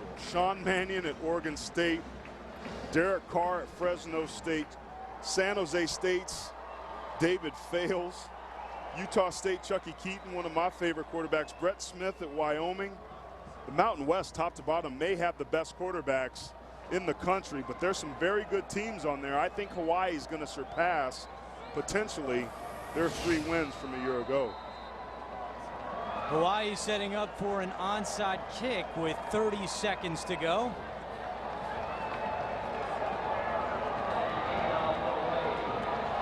And that is right to Telfer, who goes immediately to the ground, and USC will take over with 30 seconds to go. Well, it really is a QB conference in the Mountain West. Look at these guys. Fajardo, Carr, Fales, Smith, Keaton. Very impressive list of quarterbacks in the Mountain West. I think the Mountain West Conference, top to bottom, is good as I've ever seen it, with the addition of Utah State, San Jose State, Fresno State coming on a year ago. And a lot of it's because of the quarterback play. A lot of these faces you're seeing could be next-level guys, and I think in particular Derek Carr and Derek Fales. Chucky Keaton's a great dual-threat quarterback. There's some impressive talent in this conference, and I think it's going to be great that we finally have a Mountain West Conference championship game to determine the conference champion on the field. That's Ty Isaac, another true freshman, rushing the ball for the Trojans from Shorewood, Illinois. And that looks like it will be the final play of the game. Hawaii will not call its final 2 timeouts. And USC will improve to 9-0 all-time against Hawaii. Lane Kiffin's Trojans open up with a win for the 15th time in a row. Lane Kiffin doesn't look very happy, and there's a lot to be corrected for this ball club. But there was also some very good things. I think both these teams are headed in the right direction. USC's issue is going to be, can they stay healthy? And Hawaii's issue is going to be, can they build and get better protecting the quarterback? More to come from Aloha Stadium. USC opens up with a win 30-13 over Hawaii.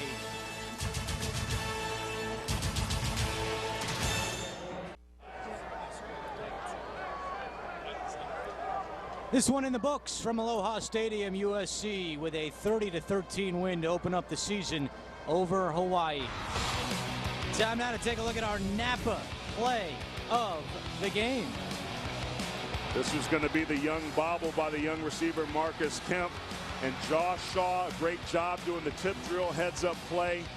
Returns it for the touchdown. Constant pressure all night from that USC defense. This is a great reward for them. They should be happy about the way that they got after the passer.